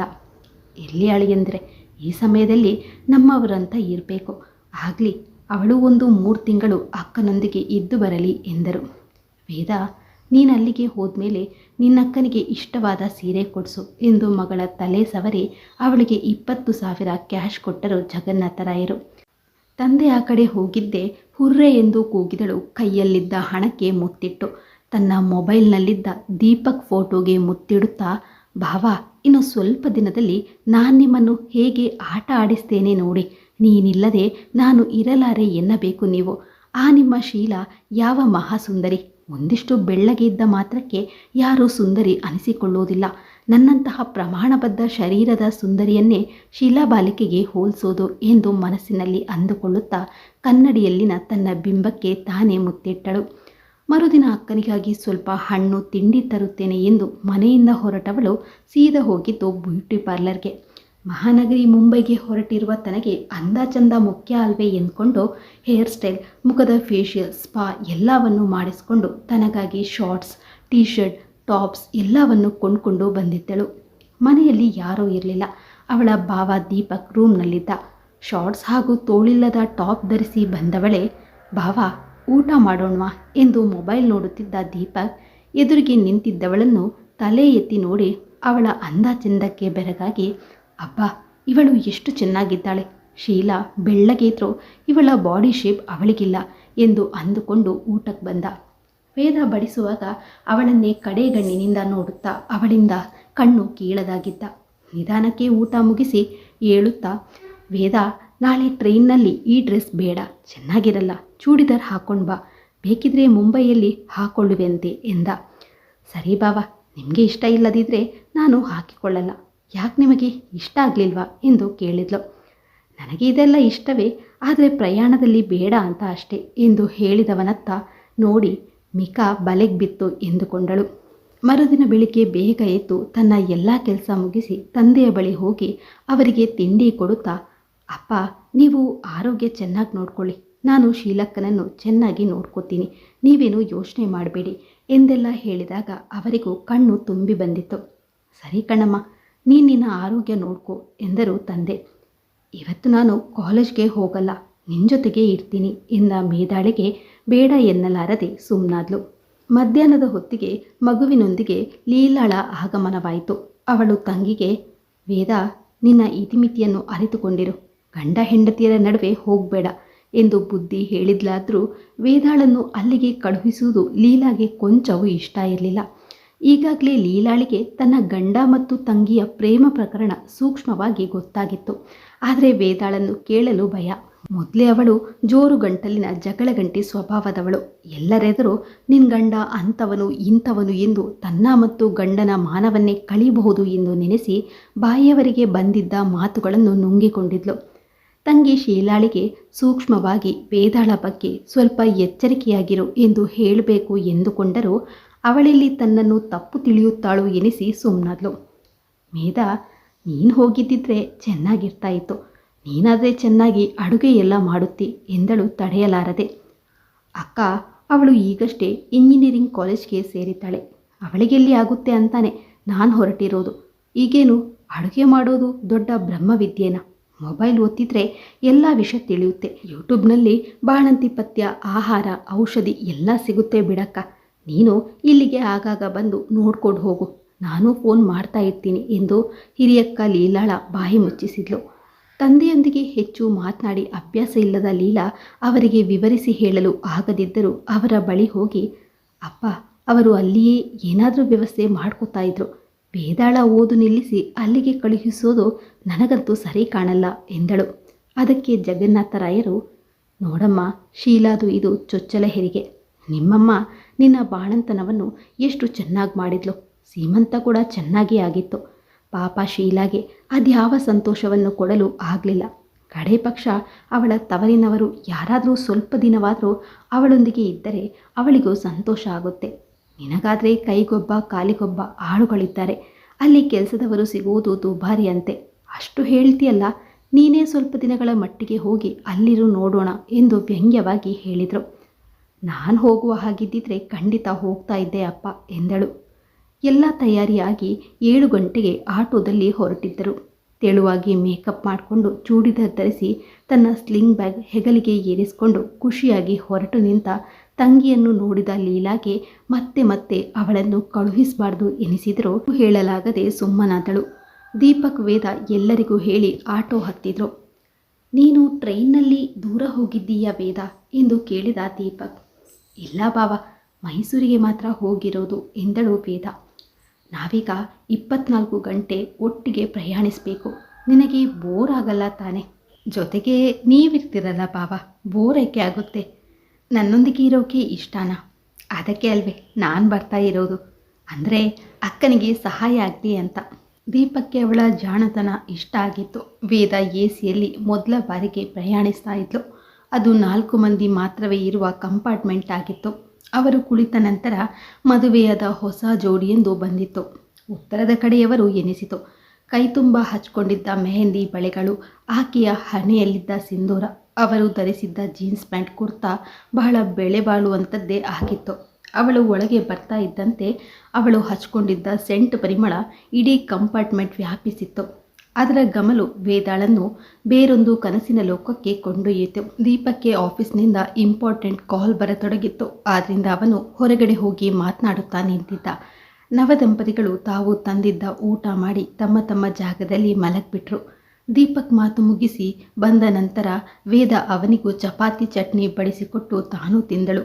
ನೀನು ಕೆಳಗೆ ಮಲಗು, ನಾನು ಮೇಲೆ ಮಲಗ್ತೇನೆ ಎಂದು ಹೇಳಿ ಬರ್ತ್ ಮೇಲೆ ಹತ್ತಿ ಮಲಗಿದ. ವೇದ ಸ್ವಲ್ಪ ಹೊತ್ತು ಮೊಬೈಲ್ ನೋಡುತ್ತಾ ಕುಳಿತವಳು ತಾನು ನಿದ್ದೆಗೆ ಜಾರಿದಳು. ಅವಳ ಮನದಲ್ಲಿ ತಾನು ಅಕ್ಕನ ಮುಂದೆ ಹೇಗೆ ನಡೆದುಕೊಳ್ಳಬೇಕು ಎಂಬುದರ ಬಗ್ಗೆ ತನ್ನದೇ ಆದ ಒಂದು ರೂಪುರೇಷೆ ತಯಾರಿಸಿಕೊಳ್ಳತೊಡಗಿದ್ದಳು. ಹಿರಿಯಕ್ಕ ಲೀಲಾಳಿಗೆ ತನ್ನ ಮೇಲೆ ಸಂಶಯ ಬಂದಿರಬೇಕು ಎನಿಸಿತು. ಕುಡಿದ ಅಮಲಿನಲ್ಲಿ ದೊಡ್ಡ ಭಾವ ಬಾಯಿ ಬಿಟ್ಟಿರಬೇಕು. ಯಾಕಂದರೆ ಮನೆಯಲ್ಲಿ ಯಾರಿಗೂ ಕೊಂಚ ಸಂಶಯ ಬಂದಿರಲಿಲ್ಲ. ತಾನು ಮುಂಬೈಗೆ ಹೊರಟು ಬಂದಿರುವುದು ಬಹುಶಃ ಭಾವನಿಗೆ ಇಷ್ಟ ಆಗಲಿಲ್ಲ ಅನಿಸುತ್ತೆ. ಫೋನ್ ಮಾಡಿ, ನೀನ್ಯಾಕೆ ಹೋಗಬೇಕು, ಮೇದಾಳನ್ನು ಕಳುಹಿಸಬಹುದಿತ್ತು, ಇಲ್ಲಾಂದರೆ ಅವರೇ ಏನಾದರೂ ವ್ಯವಸ್ಥೆ ಮಾಡ್ಕೋತಾರೆ. ನಾನು ನಿನ್ನನ್ನು ಮಡಿಕೇರಿಗೆ ಕರೆದುಕೊಂಡು ಹೋಗಬೇಕು ಅಂತ ಇದ್ದೆ, ನೀನು ನೋಡಿದರೆ ಹೀಗೆ ಹೊರಟಿದ್ದೀಯಾ ಎಂದೆಲ್ಲ ಪೂಸಿ ಹೊಡೆದಿದ್ದರೂ ವೇದಾಳ ನಿರ್ಧಾರ ಗಟ್ಟಿಯಾಗಿತ್ತು. ಶೀಲಾಳ ಮದುವೆ ಆದಾಗಿನಿಂದ ದೀಪಕ್ ಅವಳಿಗೆ ತುಂಬ ಇಷ್ಟ ಆಗಿದ್ದ. ಅದಲ್ಲದೆ ಅವಳಿಗೆ ದೂರದ ಮುಂಬೈಯನ್ನು ಕಣ್ಣು ತುಂಬ ಸುತ್ತಿ ನೋಡುವ ಆಸೆ ಇತ್ತು. ಮದುವೆ ಸಮಯದಲ್ಲಿ ಅಕ್ಕನೊಂದಿಗೆ ಹೋಗಲು ತಯಾರಾದವಳನ್ನು ತಾಯಿ ವಿಮಲ ತಡೆದಿದ್ದರು. ಅಲ್ಲಿದ್ದಾಗ ಹೇಗಾದರೂ ಮಾಡಿ ದೀಪಕ್ನನ್ನು ತನ್ನಂತೆ ಮಾಡ್ಕೋಬೇಕು, ಜೊತೆಗೆ ಅವನೊಂದಿಗೆ ಮುಂಬೈ ಶಹರವನ್ನು ಸುತ್ತಿ ನೋಡಬೇಕು ಎಂಬಾಸೆ ಅವಳಿಗೆ ಇತ್ತು. ಅವನ ಶೋಕಿ ಸ್ಮೈಲ್ ಎಲ್ಲವೂ ಅವಳ ಮನಸ್ಸನ್ನು ಸೆಳೆದಿತ್ತು. ದೀಪಕ್ನಂಥ ಹೀರೋಗೆ ನಾನು ಮಾತ್ರವೇ ಸರಿಯಾದ ಜೋಡಿ ಎನಿಸ್ತಾ ಇತ್ತು ಅವಳಿಗೆ. ಮುಂಬೈಗೆ ಹೋಗಬೇಕು ಎಂದುಕೊಂಡರೂ ಹೋಗಲು ಆಗಿರಲಿಲ್ಲ. ಈಗ ಸಿಕ್ಕಿರುವ ಚಾನ್ಸ್ ಕಳೆದುಕೊಳ್ಳುವ ಆಸೆ ಅವಳಿಗೆ ಇರಲಿಲ್ಲ. ಅದಕ್ಕೆಂದೇ ಓದನ್ನು ಬದಿಗಿಟ್ಟು ಹೊರಟು ಬಂದಿದ್ದಳು. ಮರುದಿನ ಬಹಳ ಹೊತ್ತಿನವರೆಗೂ ಅವಳಿಗೆ ಎಚ್ಚರ ಆಗಲಿಲ್ಲ. ನವದಂಪತಿಗಳೊಂದಿಗೆ ಮಾತನಾಡುತ್ತಾ ಕುಳಿತ ಭಾವನ ಮಾತುಗಳಿಂದ ಎಚ್ಚೆತ್ತಳು. ಓಹೋ, ಎಷ್ಟೊಂದು ಬೆಳಕಾಗಿ ಬಿಟ್ಟಿದೆ, ನಾನು ತುಂಬ ಹೊತ್ತು ಮಲಗಿದೆ ಎಂದುಕೊಂಡು ತನ್ನ ಕಾಲಿಗೆ ಒರಗಿಕೊಂಡಂತೆ ಕುಳಿತಿದ್ದವನಿಗೆ, ಸಾರಿ ಬಾವ, ನಾನು ತುಂಬ ಹೊತ್ತು ಮಲಗಿಬಿಟ್ಟೆ ಎನ್ನುತ್ತಾ ಎದ್ದು ಬಾತ್ರೂಮಿಗೆ ಹೋಗಿ ಬ್ರಷ್ ಮಾಡಿ ಮುಖ ತೊಳೆದು ಬಂದವಳು ಕಿಟಕಿಯಲ್ಲಿ ನೋಡುತ್ತಾ ಕುಳಿತಳು. ನನ್ನ ನಾದಿನಿ ನನ್ನ ಹೆಂಡತಿಯ ಡೆಲಿವರಿ ಟೈಮ್ನಲ್ಲಿ ಜೊತೆಗಿರಲು ಬಂದಿದ್ದಾಳೆ ಎಂದು ಇಂಗ್ಲಿಷ್ನಲ್ಲಿ ದಂಪತಿಗಳಿಗೆ ದೀಪಕ್ ಹೇಳ್ತಾ ಇದ್ದದ್ದು ಕೇಳಿಸಿದರೂ ಸುಮ್ಮನೆ ಕಿಟಕಿಯಲ್ಲಿ ನೋಡುವುದರಲ್ಲಿ ಮಗ್ನಳಾಗಿದ್ಲು. ಸ್ವಲ್ಪ ಹೊತ್ತಿನ ನಂತರ ಬಂದ ಚಹಾದವನಿಂದ ಅವಳಿಗೂ ತನಗೂ ಚಹಾ ಕೊಂಡು ಅವಳಿಗೂ ಕೊಟ್ಟು ತಾನೂ ಕುಡಿದ. ವೇದ, ನೀನು ಹಿಂದಿ ಕಲಿತುಕೊಂಡ್ರೆ ಅಲ್ಲಿ ಎಲ್ಲರೊಂದಿಗೆ ಬೆರೆಯಲು ಅನುಕೂಲ ಆಗುತ್ತೆ ಎಂದ ದೀಪಕ್. ಪರವಾಗಿಲ್ಲ ಬಾವ, ನನಗೂ ಸ್ವಲ್ಪ ಸ್ವಲ್ಪ ಬರುತ್ತೆ, ಮ್ಯಾನೇಜ್ ಮಾಡಬಹುದು. ಮುಂಬೈನಲ್ಲಿ ನಿಮ್ಮ ಏರಿಯಾ ಯಾವುದು? ನಾವಿರುವುದು ಸಿಟಿಗಿಂತ ಸ್ವಲ್ಪ ದೂರ ಇರುವ ಮೀರಾ ರೋಡ್ನಲ್ಲಿ. ನಿನಗೆ ಅಲ್ಲಿನ ಲೋಕಲ್ ಟ್ರೈನ್ನಲ್ಲಿ ಓಡಾಡುವುದು ಕಷ್ಟ, ನಿನಗೆ ಹತ್ತಲು ಆಗದು, ಅಷ್ಟು ರಶ್ ಇರುತ್ತೆ. ನಾನು ಎಂದಾದರೂ ನಿನ್ನನ್ನು ದಾದರ್ಗೆ ಕರೆದುಕೊಂಡು ಹೋಗ್ತೀನಿ. ಶೀಲಾ ತೋರಿಸ್ತಾ ಇರುವ ನರ್ಸಿಂಗ್ ಹೋಮ್ ಹತ್ರನೇ ಇದೆ. ನನ್ನ ಫ್ಲ್ಯಾಟ್ ಇರೋದು 4ನೇ ಫ್ಲೋರ್ನಲ್ಲಿ, ಲಿಫ್ಟ್ ಇದೆ. ಓಡಾಡೋಕೆ ರಿಕ್ಷಾ ಸಿಗುತ್ತೆ, ಕಾರ್ ಕೂಡ ಇದೆ ಎಂದೆಲ್ಲ ಅಲ್ಲಿನ ಬಗ್ಗೆ ಸಂಕ್ಷಿಪ್ತವಾಗಿ ತಿಳಿಸಿದ. ಸೋಲಾಪುರ್ ಸ್ಟೇಷನ್ನಲ್ಲಿ ಪೂರಿ ಬಾಜಿ ತಂದುಕೊಟ್ಟಿದ್ದ. ಎಲ್ಲವನ್ನು ನೋಡುತ್ತಾ ಮೊದಲ ಬಾರಿಗೆ ಸುದೀರ್ಘ ಪ್ರಯಾಣದ ಸುಖ ಅನುಭವಿಸಿದ್ದಳು. ಟ್ರೈನ್ 7:50ಕ್ಕೆ ದಾದರ್ ಸ್ಟೇಷನ್ ತಲುಪಿತ್ತು. ಹೆಂಡತಿಗೆ ಫೋನ್ ಮಾಡಿ ತಲುಪಿರುವುದಾಗಿ ತಿಳಿಸಿದ. ಟ್ಯಾಕ್ಸಿ ಹಿಡಿದು ಮೀರಾ ರೋಡ್ ತಲುಪಿ ಬಿಲ್ಡಿಂಗ್ ಮುಂದೆ ಟ್ಯಾಕ್ಸಿ ನಿಂತಾಗ ವೇದ ಎಲ್ಲವನ್ನೂ ಬೆರಗಾಗಿ ನೋಡ್ತಾ ಇದ್ಲು. ವೇದ ಇಳಿ ಎಂದು ದೀಪಕ್ ಕರೆದಾಗಲೇ ಅವಳು ವಾಸ್ತವಕ್ಕೆ ಬಂದಿದ್ದು. ಕೆಳಗಿಳಿದು ಸುತ್ತಮುತ್ತ ನೋಡಿದ್ಲು. ಬಹಳ ಸುಂದರವಾದ ಪರಿಸರ ಅದಾಗಿತ್ತು. ಲಗೇಜ್ ಇಳಿಸಿಕೊಂಡು ಟ್ಯಾಕ್ಸಿಯವನಿಗೆ ಹಣ ನೀಡಿ ಅವಳ ಭುಜ ಅಲುಗಿಸಿ, ವೇದ ನಡಿ, ಇನ್ಮೇಲೆ ಇಲ್ಲಿಯೇ ಇರುತ್ತೀಯಲ್ಲ, ಎಲ್ಲವನ್ನೂ ನಿಧಾನಕ್ಕೆ ನೋಡುವಿಯಂತೆ ಎಂದಾಗಲೇ ಅವಳು ಎಚ್ಚೆತ್ತು ತನ್ನ ಸೂಟ್ಕೇಸ್ ಜೊತೆ ಅವನ ಹಿಂದೆ ನಡೆದಳು. ಸಾಬ್ ಎಂದ ವಾಚ್ಮ್ಯಾನ್ಗೆ ಕೈ ಆಡಿಸುತ್ತಾ, ರಾಮ್ ಸಿಂಗ್ ಹೇಗಿದ್ದೀಯ ಎಂದು ದೀಪಕ್ ಹಿಂದಿಯಲ್ಲಿ ಕೇಳಿದ. ಚೆನ್ನಾಗಿದ್ದೀನಿ, ನಿಮ್ಮ ಲಗೇಜ್ ಈ ಕಡೆ ಕೊಡಿ ಎಂದು ವಾಚ್ಮ್ಯಾನ್ ಹಿಂದಿಯಲ್ಲಿ ಉತ್ತರಿಸುತ್ತಾ ದೀಪಕ್ ವೇದಾಳ ಕೈಯಿಂದ ಸೂಟ್ಕೇಸ್ ತೆಗೆದುಕೊಂಡು ಮುಂದೆ ನಡೆದ. ಸ್ವಲ್ಪ ದೂರ ನಡೆದು ಲಿಫ್ಟ್ ಬಳಿ ಬಂದು ಲಗೇಜ್ ಇರಿಸಿ ಹೋದ. ಲಿಫ್ಟ್ ಮೂಲಕ ಮೇಲೆ ಬಂದು ಅಲ್ಲಿದ್ದ 4 ಮನೆಗಳಲ್ಲಿ ದೀಪಕ್ ಭಾರದ್ವಾಜ್ ಎಂದು ನಾಮಫಲಕ ಇದ್ದ ಮನೆಯ ಕಾಲಿಂಗ್ ಬೆಲ್ ಒತ್ತಿದ. ಬಾಗಿಲು ತೆರೆದ Sheela, Deepak I miss you lot ಎಂದವನನ್ನು ತಬ್ಕೊಂಡ್ಳು. ಅವಳನ್ನು ತಾನೂ ತಬ್ಬಿಕೊಂಡು ಸೋಫಾದ ಮೇಲೆ ಕೂರಿಸುತ್ತಾ, ಹೇಗಿದ್ದಾನೆ ನಮ್ಮ ರಾಜ್ಕುಮಾರ ಎಂದು ಹೆಂಡತಿಯ ಹೊಟ್ಟೆಯ ಮೇಲೆ ಕೈಯಾಡಿಸಿದ. ಕೆಲವು ಕ್ಷಣ ಇಬ್ಬರು ಅಲ್ಲಿದ್ದ ವೇದಾಳನ್ನೇ ಮರೆತಂತಿತ್ತು. ಇದರಿಂದ ಸಹಜವಾಗಿ ವೇದಾಳಿಗೆ ಕೋಪ ಬಂದಿದ್ರೂ ತೋರಿಸಿಕೊಳ್ಳದೆ, ಅಕ್ಕ ನಾನೂ ಇದ್ದೀನಿ ಎಂದಳು. ಓ ವೇದ, ಸಾರಿ ಕಣೆ, ಹೇಗಿದೀಯಾ ಎಂದು ಅವಳನ್ನು ಅಡಿಯಿಂದ ಮುಡಿಯವರೆಗೂ ನೋಡಿ, ವಾವ್, ಈಗ ತುಂಬ ಚೆನ್ನಾಗಿ ಕಾಣ್ತಾ ಇದೆಯಾ, ಅಪ್ಪ ಹೇಗಿದ್ದಾರೆ, ಮೇಧ ಹೇಗಿದ್ದಾಳೆ ಎಂದು ವಿಚಾರಿಸಿದ್ಲು. ಬಾ, ಇಲ್ಲಿ ನಿನ್ನ ರೂಮ್ ತೋರಿಸ್ತೀನಿ ಎಂದು ಪಕ್ಕದ ಚಿಕ್ಕ ರೂಮಿಗೆ ಕರೆದುಕೊಂಡು ಹೋದ್ಲು. ಅಕ್ಕ ನೀನು ಹೇಗಿದ್ದೀಯಾ ಎಂದು ಕೇಳಿದಳು. ನಾನು ಚೆನ್ನಾಗಿದ್ದೀನಿ ಕಣೆ, ಬಾ ಚಹಾ ಕುಡಿದು ಸ್ನಾನ ಮಾಡುವಿಯಂತೆ ಎನ್ನುತ್ತಾ ಅಡುಗೆ ಮನೆಗೆ ಹೋದ್ಲು. ತನಗೆ ಕೊಟ್ಟ ರೂಮ್ ಪುಟ್ಟದಾಗಿದ್ದರೂ ಅದಕ್ಕೆ ಸೇರಿದಂತೆ ಒಂದು ವಾಶ್ರೂಮ್ ಇತ್ತು. ಕಿಟಕಿಯಲ್ಲಿ ನೋಡಿದರೆ ಸುತ್ತಲೂ ಸುಂದರವಾದ ಬಿಲ್ಡಿಂಗ್ಗಳ ನಡುವೆ ಉದ್ಯಾನವನವಿತ್ತು. ಬಾತ್ರೂಮ್ ಸಹ ಚಿಕ್ಕದೇ ಆದರೂ ಸುಸಜ್ಜಿತವಾಗಿತ್ತು. ಅದೊಂದು 3 ರೂಮಿನ ಸುಸಜ್ಜಿತ ಫ್ಲ್ಯಾಟ್ ಆಗಿತ್ತು. ಶೀಲಾ ಚಹಾ ಕಪ್ಪನ್ನು ವೇದಾಳಿಗೆ ಕೊಡುತ್ತಾ, ಪ್ರಯಾಣ ಸುಖಕರವಾಗಿತ್ತ, ನೀನು ಓದುಬಿಟ್ಟು ಬರಬಾರ್ದಿತ್ತು, ಇಲ್ಲಿ ಹೇಗೋ ನಡೀತಾ ಇತ್ತು ಎಂದಳು. ಶೀಲಾಗೆ ತಾನು ಇಲ್ಲಿಗೆ ಬಂದಂತೂ ಇಷ್ಟ ಆಗಲಿಲ್ಲ ಎನಿಸಿತು ವೇದಾಳಿಗೆ. ಹಾಂ, ನನಗೂ ಬರುವ ಮನಸ್ಸಿರಲಿಲ್ಲ, ಆದರೆ ಭಾವ ಕೇಳಿದ್ರಿಂದ ಬರಲೇಬೇಕಾಯಿತು ಎಂದಳು. ಸರಿ, ಹೋಗಿ ಸ್ನಾನ ಮಾಡಿ ಬಾ ವೇದ ಎಂದ ಅಕ್ಕನನ್ನೇ ನೋಡಿದಳು. 8 ತಿಂಗಳ ಬಸುರಿ ಧರಿಸಿದ ಕಾಟನ್ ಚೂಡಿದರ್ನಲ್ಲಿ ತುಂಬ ಸುಂದರವಾಗಿ ಕಾಣುತ್ತಿದ್ದಳು. ಅವಳ ಕಟ್ ಮಾಡಿದ್ದ ಕೂದಲು, ಕತ್ತಿನಲ್ಲಿದ್ದ ಸಣ್ಣ ಮಂಗಳಸೂತ್ರ ಅವಳಿಗೆ ವಿಶೇಷ ಕಳೆ ಕೊಟ್ಟಿತ್ತು. ದೀಪಕ್ನನ್ನು ತನ್ನೆಡೆಗೆ ಸೆಳೆಯುವುದು ಅಷ್ಟು ಸುಲಭ ಅಲ್ಲ ಎನಿಸಿತು. ಸ್ನಾನ ಮಾಡಿ ಬಂದವಳು ಟ್ರ್ಯಾಕ್ ಪ್ಯಾಂಟ್, ಸ್ಲೀವ್ಲೆಸ್ ಶರ್ಟ್ ಧರಿಸಿ ಬಂದವಳನ್ನು ಒಮ್ಮೆ ನೋಡಿದ ಶೀಲಾ, ಪರವಾಗಿಲ್ಲ ವೇದ, ಬಹಳ ಬದಲಾಗಿದ್ದಾಳೆ, ಅಮ್ಮ ಇದ್ದಾಗಿನ ವೇದಾಳಿಗೂ ಇವಳಿಗೂ ಬಹಳ ವ್ಯತ್ಯಾಸ ಇದೆ ಎಂದುಕೊಂಡ್ಳು. ಅಕ್ಕನ ಅಭಿರುಚಿ ವೇದಾಗೆ ಬಹಳ ಇಷ್ಟವಾಗಿತ್ತು. ಮನೆಯನ್ನು ಬಹಳ ಚೆನ್ನಾಗಿ ಅಲಂಕರಿಸಿದ್ದಳು. ಅಡುಗೆ ಮನೆಯಂತೂ ಬಹಳವೇ ನೀಟಾಗಿತ್ತು. ಅಷ್ಟರಲ್ಲಿ ದೀಪಕ್ ಫ್ರೆಶ್ ಆಗಿ ಬಂದ. ತೊಟ್ಟಿದ್ದ ಬರ್ಮುಡ ಮೇಲೆ ಬನಿಯನ್ ಧರಿಸಿದ್ದು ಬಹಳ ಫ್ರೆಶ್ ಆಗಿ ಕಾಣ್ತಾ ಇದ್ದ. ಡೈನಿಂಗ್ ಟೇಬಲ್ ಮೇಲೆ ಎಲ್ಲ ಪದಾರ್ಥಗಳನ್ನು ಪಿಂಗಾಣಿ ಪಾತ್ರೆಗಳಲ್ಲಿ ನೀಟಾಗಿ ಜೋಡಿಸಿ 3 ಪ್ಲೇಟ್ಗಳನ್ನು ಬೋರಲು ಹಾಕಿದ್ಲು. ಭಾವ ಕುರ್ಚಿಯಲ್ಲಿ ಕುಳಿತು ಪ್ಲೇಟ್ ತಿರುಗಿಸಿಕೊಂಡಾಗ ತಾನು ಹಾಗೆ ಮಾಡಿದ್ಲು ವೇದ. ತಾನು ಕುರ್ಚಿಯಲ್ಲಿ ಕುಳಿತ ಶೀಲಾ, ನಿನಗೇನು ಬೇಕೋ ಬಡಿಸ್ಕೋ ವೇದ ಎನ್ನುತ್ತಾ ದೀಪಕ್ ತಟ್ಟೆಗೆ ಚಪಾತಿ ಪಲ್ಯ ಬಡಿಸಿ ತನ್ನ ತಟ್ಟೆಗೆ 2 ಚಪಾತಿ ಪಲ್ಯ ದಾಲ್ ಬಡಿಸಿಕೊಂಡಳು ಶೀಲಾ. ವೇದ ತಾನು ತನ್ನ ತಟ್ಟೆಗೆ ಚಪಾತಿ ಪಲ್ಯ ಬಡಿಸಿಕೊಂಡ್ಳು. ಸಲಾದ್ ತಗೊಳ್ಳಿ ಎನ್ನುತ್ತಾ ಶೀಲಾ ನೀಟಾಗಿ ಹೆಚ್ಚಿದ್ದ ಸೌತೆಕಾಯಿ, ಕ್ಯಾರೆಟ್ ಬಡಿಸಿದಳು. ಶೀಲಾ ಹಾಗೂ ದೀಪಕ್ ಮಾತನಾಡುತ್ತಾ ಊಟ ಮಾಡುವಾಗ ವೇದ ಬರೇ ಪ್ರೇಕ್ಷಕಳಾಗಿದ್ಲು. ಊಟ ಮುಗಿಸಿ ಗಂಡ ಹೆಂಡತಿ ಸೇರಿ ಅಡುಗೆ ಮನೆಯನ್ನು ಸ್ವಚ್ಛಗೊಳಿಸಿದ್ರು. ವೇದಾಳಿಗೆ ಏನು ಮಾಡಬೇಕು ಎಂದು ತಿಳಿಯದಾಗಿತ್ತು. ವೇದ, ನೀನು ಹೋಗಿ ಮಲಗು, ನಾವು ವಾಕಿಂಗ್ ಹೋಗಿ ಬರುತ್ತೇವೆ, ನಾವು ಲಾಕ್ ಮಾಡಿಕೊಂಡು ಹೋಗ್ತೇವೆ ಎಂದು ಅವಳ ಉತ್ತರಕ್ಕೂ ಕಾಯದೆ ಇಬ್ಬರು ಬಾಗಿಲು ಎಳೆದುಕೊಂಡು ಹೋದಾಗ ತನ್ನನ್ನು ಕರೆಯಬಹುದಿತ್ತಲ್ವೇ ಎನಿಸಿ ವೇದಾಳಿಗೆ ಬೇಸರ ಆಯಿತು. ಜೊತೆಗೆ ದೀಪಕ್ ಮೇಲೆ ಸಿಟ್ಟು ಬಂದಿತು. ದೀಪಕ್ ಅಂತೂ ಶೀಲಾಳ ಮುಂದೆ ಬಾಯಿಯೇ ಕಳೆದುಕೊಂಡ ಹಾಗಿದ್ದಾರೆ. ಇಲ್ಲಿ ನನಗೂ ಒಂದು ಕಾಲ ಬರುತ್ತೆ ಎನ್ನುತ್ತಾ ಮನೆಯನ್ನು ಒಂದು ಸುತ್ತು ನೋಡಿದ್ಲು. ದೀಪಕ್ ಶೀಲಾರ ಬೆಡ್ರೂಮ್ ಅಂತೂ ಬಹಳ ಸುಂದರವಾಗಿತ್ತು. ಬಾಲ್ಕನಿಯಲ್ಲಿನ ಪುಟ್ಟ ಸೆಟ್ಟಿಂಗ್, ದೊಡ್ಡ ದೊಡ್ಡ ವಾರ್ಡ್ರೋಬ್ಗಳು ತೆರೆಯಲು ಆಗಲಿಲ್ಲ. ನಿಲುವುಗನ್ನಡಿಯ ಮುಂದೆ ಇರಿಸಿದ್ದ ಬೆಲೆ ಬಾಳುವ ಕಾಸ್ಮೆಟಿಕ್ಸ್, ಸ್ಟೂಲ್ ಮೇಲೆ ಇರಿಸಿದ್ದ ರಾಧೆಯನ್ನು ತಪ್ಪಿಕೊಂಡು ನಿಂತಿರುವ ಕೃಷ್ಣ, ಗೋಡೆಯನ್ನು ಅಲಂಕರಿಸಿದ್ದ ಅವರಿಬ್ಬರ ಚೆಂದದ ಫೋಟೋಗಳು, ಹೂದಾನಿಯಲ್ಲಿ ಆಗತಾನೆ ಅರಳ್ತಾ ಇದ್ದ ಸುಗಂಧರಾಜ ಹೂವಿನ ಗೊಂಚಲು ಫ್ರೆಶ್ ಆಗಿ ಕಂಡಿತ್ತು. ಅಕ್ಕ ಬಹಳ ರಸಿಕಳು, ಅದಕ್ಕೆ ಭಾವ ಅವಳನ್ನು ಓಲೈಸುವುದು. ಅದಕ್ಕೆ ಇರಬೇಕು, ಅವಳು ಒಮ್ಮೆಯೂ ತವರಿಗೆ ಬರಲು ಇಷ್ಟಪಡ್ತಾ ಇರಲಿಲ್ಲ. ಭಾವನಿಗೆ ಒಳ್ಳೆಯ ಸಂಬಳ, ಪೊಸಿಷನ್ ಎಲ್ಲವೂ ಇದೆ. ಜೊತೆಗೆ ಹೇಳುವವರು ಕೇಳುವವರು ಯಾರೂ ಇಲ್ಲ. ಅವಳದ್ದೇ ರಾಜ್ಯ. ಇಂತಹ ಅದೃಷ್ಟ ಇದ್ದಾಗ ಯಾರಿಗೆ ತಾನೆ ತವರಿನವರನ್ನು ನೋಡಬೇಕನ್ನುವ ಆಸೆ ಇರುತ್ತೆ ಎನಿಸಿ ನಿಡಿದಾದ ನಿಟ್ಟುಸಿರು ಬಿಟ್ಟು ಪಕ್ಕದ ಕೋಣೆಗೆ ಬಂದಳು. ಇದು ಮಕ್ಕಳಿಗಾಗಿ ಇರಬೇಕು ಎಂದುಕೊಂಡ್ಳು. ನೇರ ತನ್ನ ಕೋಣೆಗೆ ಬಂದವಳು ಮನದಲ್ಲಿಯೇ ಒಂದು ನಿರ್ಧಾರ ಮಾಡಿದ್ಳು. ಹೇಗಾದರೂ ಮಾಡಿ ಭಾವನನ್ನು ನನ್ನಂತೆ ಮಾಡ್ಕೋಬೇಕು. ಶೀಲಾಳಿಗಂತ ಸುಂದರ ದೇಹ ಹೊಂದಿರುವ ನನ್ನನ್ನು ಬಿಟ್ಟು ಬಿಳಿ ತೊಗಳಿನವಳಲ್ಲಿ ಏನೂ ಸುಖವಿಲ್ಲ ಎಂಬುದು ಅವರಿಗೆ ಅರಿವಾಗಬೇಕು. ನನಗೆಂದು ಗೊತ್ತಾಗಿರುವ ಸೋದರತ್ತೆ ಮಗ ಆ ವಿನೋದ್ ನರಪೇತಲ, ಗೌರ್ಮೆಂಟ್ ಜಾಬ್. ಅವನನ್ನು ಕಟ್ಕೊಂಡು ಅತ್ತೆಯ ಕೈ ಕೆಳಗೆ ಯಾರು ಸಾಯ್ತಾರೆ? ದೀಪಕ್ ಭಾವ ಆದರೆ ಇಂಜಿನಿಯರ್, ಒಳ್ಳೆಯ ಸಂಬಳ, ನೋಡೋಕೆ ಸ್ಮಾರ್ಟ್ ಆಗಿದ್ದಾರೆ.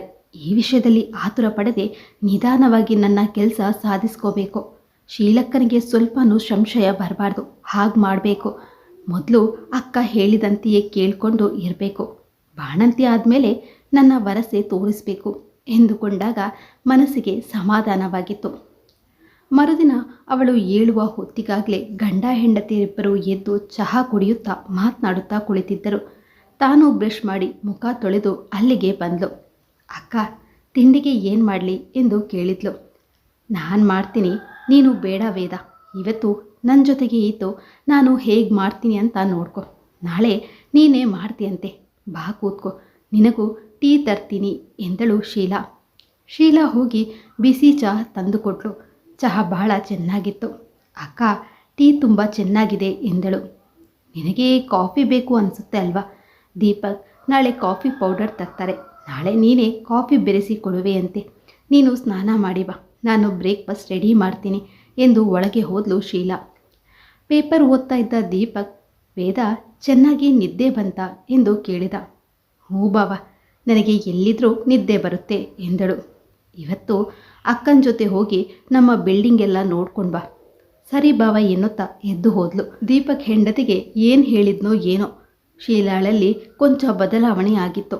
ಅಡುಗೆ ಮನೆಗೆ ಹೋಗಿ ಅವಳು ಬೇಡವೆಂದರೂ ಕೇಳದೆ ಅವಳಿಗೆ ತರಕಾರಿ ಹೆಚ್ಚಿಕೊಟ್ಟು ಸಹಾಯ ಮಾಡಿ ನಂತರ ಸ್ನಾನ ಮುಗಿಸ್ಕೊಂಡು ಹೊರಗೆ ಬಾರದೆ ಒಳಗೆ ಇದ್ಲು. ದೀಪಕ್ ಆಫೀಸ್ಗೆ ಹೋದ್ಮೇಲೆ ಶೀಲಾ ಅವಳನ್ನು, ವೇದ ಏನು ಮಾಡ್ತಾ ಇದೆಯಾ ಬಾ, ನಾವು ತಿಂಡಿ ತಿನ್ನೋಣ, ನಿಮ್ಮ ಭಾವ ಆಫೀಸ್ಗೆ ಹೋಗಾಯಿತು ಎಂದಾಗ ಹೊರಗೆ ಬಂದ ವೇದಾಳನ್ನು ನೋಡಿ ಶೀಲಾಗೆ ಸಮಾಧಾನವಾಗಿತ್ತು. ವೇದ ಮುಂಬೈಗೆ ಬಂದು ಆಗಲೇ 1 ವಾರ ಕಳೆದಿತ್ತು. ಶೀಲಾ ಅವಳಿಗೆ ಹತ್ತಿರದಲ್ಲಿದ್ದ ದೇವಸ್ಥಾನಕ್ಕೆ ಕರೆದುಕೊಂಡು ಹೋದ್ಲು. ಹಾಗೆ ಮಾರ್ಕೆಟ್ ಪ್ಲೇಸ್ ಎಲ್ಲವನ್ನು ತೋರಿಸಿಕೊಂಡು ಬಂದಳು. ದೀಪಕ್ ಭಾನುವಾರ ಇಬ್ಬರನ್ನು ಸಿದ್ಧಿವಿನಾಯಕ ದೇವಸ್ಥಾನ, ಮಹಾಲಕ್ಷ್ಮಿ ದೇವಸ್ಥಾನ, ಜೂಹು ಬೀಚ್ ಎಲ್ಲವನ್ನು ತೋರಿಸಿಕೊಂಡು ಬಂದ. ವೇದ ಸಹ ಅವರಿಬ್ಬರ ನಡುವೆ ಹೆಚ್ಚಾಗಿ ಬೆರೆಯದೆ ಇರ್ತಾ ಇದ್ದದ್ದು ಶೀಲಾಗೆ ಸಮಾಧಾನ ತಂದಿತ್ತು. ಲೀಲಕ್ಕ ಹೇಳಿದಂಥ ಸ್ವಭಾವ ವೇದಾಳಲ್ಲಿ ಇಲ್ಲ. ಪಾಪ, ತನಗಾಗಿ ಓದುವುದನ್ನು ಬಿಟ್ಟು ಬಂದಿದ್ದಾಳೆ. ಜೊತೆಗೆ ಎಲ್ಲ ಕೆಲಸವನ್ನು ಚೆನ್ನಾಗಿ ಮಾಡ್ತಾಳೆ. ತನ್ನ ಬಗ್ಗೆ ವಿಪರೀತವಾದ ಕಾಳಜಿ ತೋರಿಸ್ತಾಳೆ. ಇದಕ್ಕಿಂತ ಇನ್ನೇನು ಬೇಕು? 4 ತಿಂಗಳು ಕಳೆದರೆ ಊರಿಗೆ ಹೋಗಿಬಿಡ್ತಾಳೆ.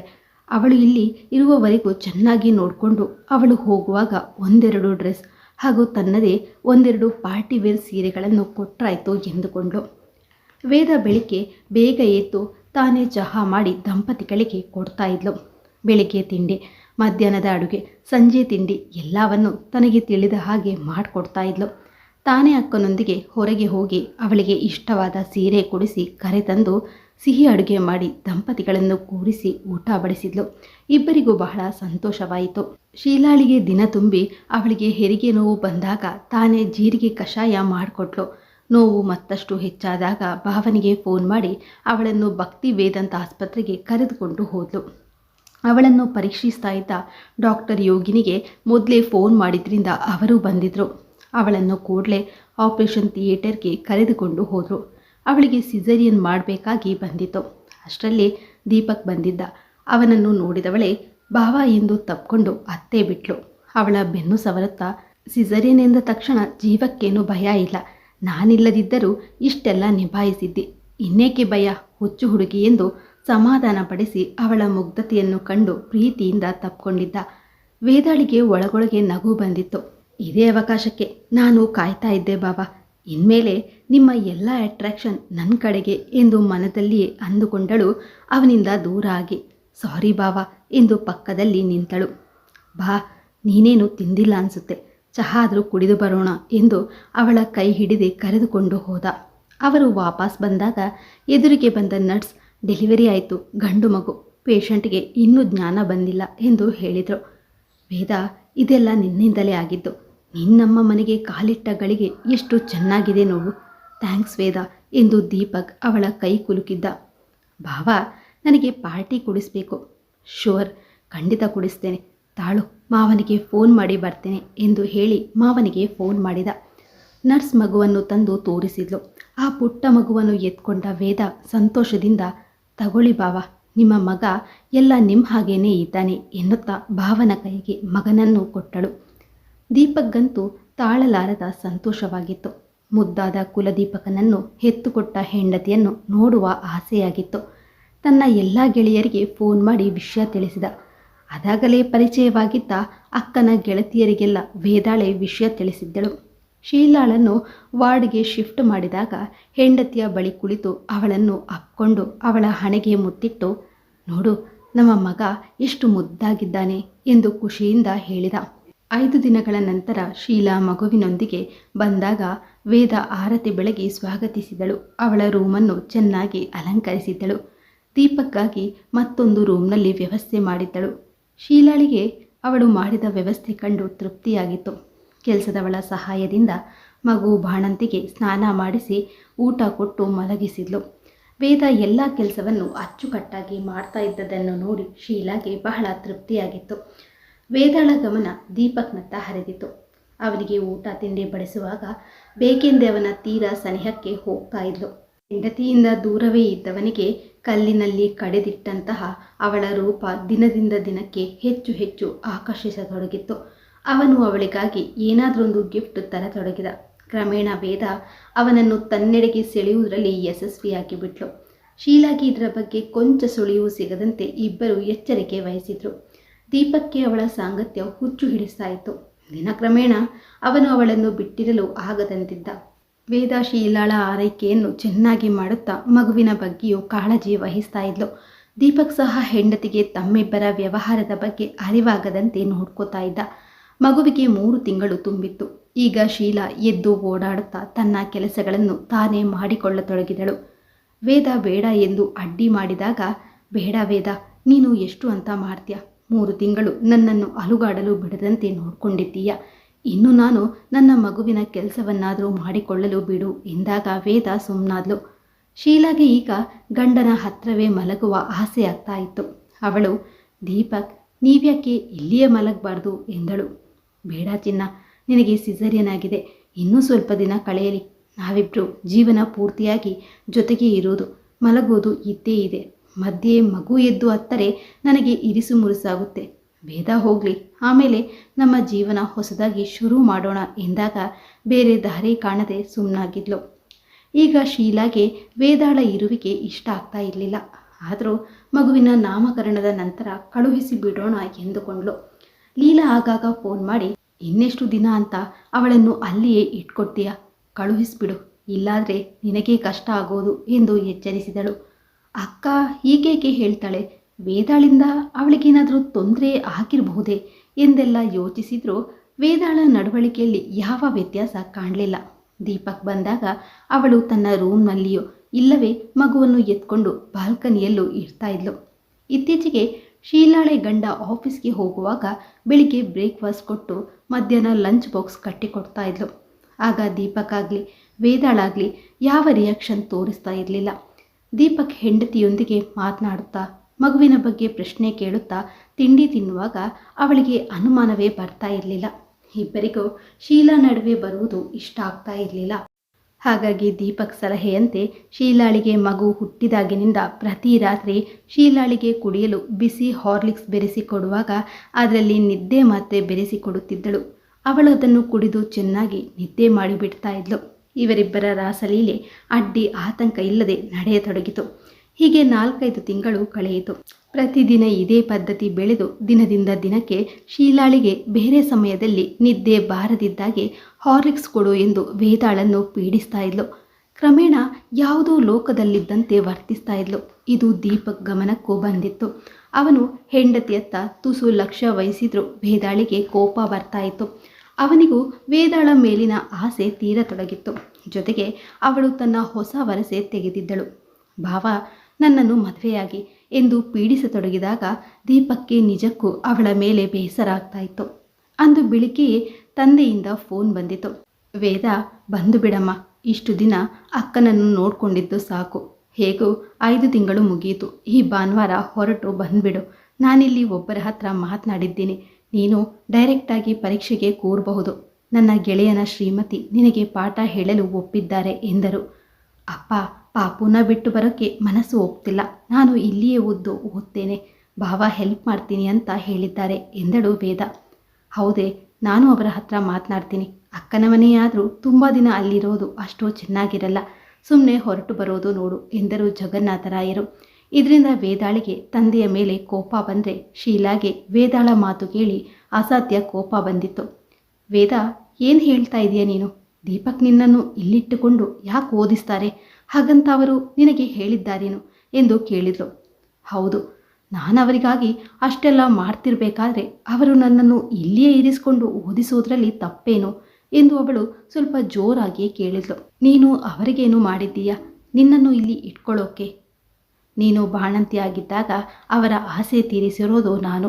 ಮದುವೆಯಾಗದೆ ನನ್ನನ್ನು ನಾನು ಅವರಿಗೆ ಒಪ್ಪಿಸಿಕೊಂಡಿದ್ದೇನೆ. ನನಗಾಗಿ ಅವರು ಅಷ್ಟೂ ಮಾಡಬಾರ್ದೆ. ಅವರು ನನ್ನನ್ನು ಮದುವೆಯಾಗಿ ಬೇರೆ ಮನೆ ಮಾಡಿ ಇಡ್ತಾರಂತೆ ಎಂದಳು ವೇದ ಕಟುವಾಗಿ. ಏನಂದೆ? ದೀಪಕ್ ನಿನ್ನನ್ನು ಮದುವೆ ಆಗೋದಾ? ಅವರ ತಲೆ ಕೆಟ್ಟಿದೆಯೇನೋ ನಿನ್ನನ್ನು ಮದುವೆಯಾಗೋಕೆ? ನಾನು ಇಲ್ಲದಿದ್ದ ಸಮಯದಲ್ಲಿ ನನ್ನ ಗಂಡನನ್ನು ಮರಳು ಮಾಡಿ ಬುಟ್ಟಿಗೆ ಹಾಕೊಂಡಿದ್ದೀಯಾ?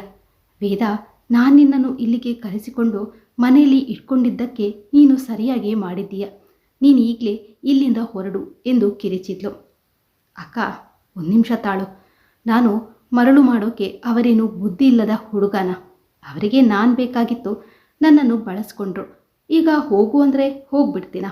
ನಾನು ಇಲ್ಲಿಗೆ ಬಂದಾಗ ಇನ್ನೂ ಹುಡುಗಿಯಾಗಿದ್ದೆ. ಈಗ ನನ್ನ ಶೀಲ ಎಲ್ಲ ದೋಚಿ ಏನೂ ಇಲ್ಲ ಅಂದರೆ ಬಿಡ್ತೀನ? ನಾನಿಲ್ಲಿಂದ ಎಲ್ಲಿಗೂ ಹೋಗಲ್ಲ. ನೀನೇ ನಿಂತು ನಮ್ಮ ಮದುವೆ ಮಾಡಿಸು ಎಂದಳು ವೇದ. ಶೀಲಾಗೆ ಅವಳ ಒಂದೊಂದು ಮಾತು ಕೇಳಿ ಇದೆಂಥ ಪ್ರಾರಬ್ಧ ನನಗೆ ವಕ್ಕರಿಸಿತು ಎಂದು ಅವಳಿಗೆ ತಡೆಯಲಾಗಲಿಲ್ಲ. ಅಸಾಧ್ಯ ಸಿಟ್ಟು ಬಂದಿತು. ನೀನೇನು ಹೆಣ್ಣು ಹೆಮ್ಮಾರಿನೋ? ನಾಚಿಗೆ ಆಗಲ್ವಾ ಎಂದು ಹತ್ರ ಹೋಗಿ ಅವಳ ಕಪಾಳಕ್ಕೆ ಜೋರಾಗಿ ಬಾರಿಸಿದ್ಲು. ವೇದ ಅವಳ ಕೈ ಹಿಡಿದು ತಳ್ಳುತ್ತಾ, ನೀನೇನಾದರೂ ಹೆಚ್ಚಿಗೆ ಮಾತನಾಡಿದರೆ ನಾನು ಅಕ್ಕಪಕ್ಕದವರನ್ನೆಲ್ಲ ಒಟ್ಟು ಸೇರಿಸಿ ನಿನ್ನ ಮಾನ 3 ಕಾಸಿಗೆ ಇಲ್ಲದಂತೆ ಹರಾಜು ಹಾಕ್ತೀನಿ, ನೋಡ್ತೀಯ? ನಿನ್ನ ಜೊತೆಗೆ ನಾನು ಇರ್ತೀನಿ ಬಿಡು. ಈಗ ಇಷ್ಟು ದಿನದಿಂದ ಇರಲಿಲ್ವಾ ಹಾಗೆ? ನಿನ್ನ ಗಂಡನಿಗೆ ನಿನ್ನ ಬಿಳಿ ತೊಗೊಳಲ್ಲ ಇಷ್ಟ ಆಗಿರೋದು, ನನ್ನ ಈ ದೇಹ ಎಂದು ಯಾವುದೇ ಅಳುಕಿಲ್ಲದೆ ಹೇಳಿದ್ಲು. ತೂ, ನಾಚಿಕೆ ಆಗಲ್ವೇನೆ ನಿನಗೆ ಹೀಗೆ ಮಾತನಾಡೋಕ್ಕೆ? ನೋಡು, ಒಳ್ಳೆ ಮಾತಲ್ಲಿ ಹೇಳ್ತಾ ಇದ್ದೀನಿ, ಕೇಳಿಸ್ಕೊ. ನೀನು ನಾಳೆನೇ ಹೋಗಬೇಕು. ಹೋಗಲಿಲ್ಲ ಅಂದರೆ ನಾನು ಏನು ಮಾಡ್ತೀನಿ ಅಂತ ನನಗೆ ಗೊತ್ತಿಲ್ಲ ಎಂದು ಕೋಪದಿಂದ ಶೀಲಾ ಕೂಗಾಡಿದ್ಲು. ಏನು ಮಾಡ್ತೀಯ ನೀನು? ಏನೂ ಮಾಡೋಕ್ಕೆ ಆಗಲ್ಲ. ಪೊಲೀಸ್ ಕಂಪ್ಲೇಂಟ್ ಕೊಡ್ತೀಯಾ? ಕೊಡು. ನನ್ನನ್ನು ಭಾವನ ಹತ್ರ ಕಳುಹಿಸಿದ್ದು ನೀನೇ. ಈಗ ನಾನು ಪ್ರೆಗ್ನೆಂಟ್ ಅಂತ ಗೊತ್ತಾಗಿ ನನ್ನನ್ನು ಎಲ್ಲಿಗೂ ಕಳಿಸೋಕೆ ನೋಡ್ತಾ ಇದ್ದಾರೆ ಅಂತ ಹೇಳ್ತೀನಿ. ಆಗ ಶಿಕ್ಷೆ ನನಗಲ್ಲ, ನಿಮ್ಮಿಬ್ಬರಿಗೆ ಎಂದು ಹೇಳಿದ್ಲು. ಅವಳು ಆಡುತ್ತಾ ಇದ್ದ ಮಾತುಗಳನ್ನು ಕೇಳುತ್ತಾ ಶೀಲಾ ದಂಗಾಗಿ ಹೋಗಿದ್ಲು. ಮುಂದೆ ಮಾತನಾಡಲಾಗದೆ ತನ್ನ ರೂಮಿಗೆ ಹೋಗಿ ಬಾಗಿಲು ಹಾಕ್ಕೊಂಡು ಗಂಡನಿಗೆ ಫೋನ್ ಮಾಡಿ, ದೀಪಕ್, ನೀವು ಈಗಿಂದೀಗಲೇ ಮನೆಗೆ ಬನ್ನಿ. ನೀವು ಬರಲಿಲ್ಲ ಅಂದರೆ ನಾನು ಮಗುವನ್ನು ಸಾಯಿಸಿ ವಿಷ ತಗೊಂಡು ಪ್ರಾಣ ಬಿಡ್ತೀನಿ ಎಂದು ಹೇಳಿ ಅವನ ಉತ್ತರಕ್ಕೂ ಕಾಯದೆ ಫೋನ್ ಕಟ್ ಮಾಡಿದ್ಲು. ನಂತರ ತಂದೆಗೂ ಫೋನ್ ಮಾಡಿ ಕೂಡಲೇ ಹೊರಟು ಬರುವಂತೆ ಹೇಳಿದ್ಲೇ ಹೊರತು ವಿಷಯ ತಿಳಿಸಲಿಲ್ಲ. ಲೀಲಾಳಿಗೆ ಫೋನ್ ಮಾಡಿ ವಿಷಯ ತಿಳಿಸಿದ್ಲು. ಅದಕ್ಕೆ ಶೀಲಾ, ನಾನು ಆವತ್ತೇ ಬಡ್ಕೊಂಡಿದ್ದು. ಇವಳು ನಮ್ಮ ಒಳಹುಟ್ಟಿದ ತಂಗಿಯಲ್ಲ, ರಾಕ್ಷಸಿ. ನಾನು ಬಾಣಂತನಕ್ಕೆ ಬಂದಿದ್ದಾಗ ನಿಮ್ಮ ಭಾವನನ್ನು ಮರಳು ಮಾಡಿ ಬೇಕಾದಷ್ಟು ಚೆಲ್ಲಾಟ ಆಡಿದ್ದಾಳೆ. ನನ್ನ ಪುಣ್ಯ ಚೆನ್ನಾಗಿತ್ತು, ಇಲ್ಲಾಂದರೆ ನಮ್ಮ ಜೀವನ ಹಾಳಾಗಿ ಹೋಗ್ತಾ ಇತ್ತು ಅಷ್ಟೇ. ಈ ವಿಷಯ ಅಮ್ಮನಿಗೂ ಗೊತ್ತಿತ್ತು ಕಣೆ ಎಂದಳು ಲೀಲಾ. ಅಲ್ಲಕ್ಕ, ಈ ವಿಷಯನ ಈಗ ಹೇಳ್ತಾ ಇದೆಯಲ್ಲ, ಅವಳು ಇಲ್ಲಿಗೆ ಬರುವ ಮೊದಲೇ ಹೇಳಬೇಕಿತ್ತಲ್ವೇ? ಇವರಿಬ್ಬರ ಸಂಬಂಧ ಮದುವೆ ಆಗುವವರೆಗೂ ಬಂದಿದೆ, ಈಗ ನಾನೇನು ಮಾಡಲಿ ಎಂದು ಅವಲತ್ತುಕೊಂಡಳು ಶೀಲಾ. ಅಮ್ಮ ಅಪ್ಪನ ಬಳಿ ಏಕೆ ಹೇಳಲಿಲ್ವೋ ಗೊತ್ತಿಲ್ಲ ಶೀಲಾ.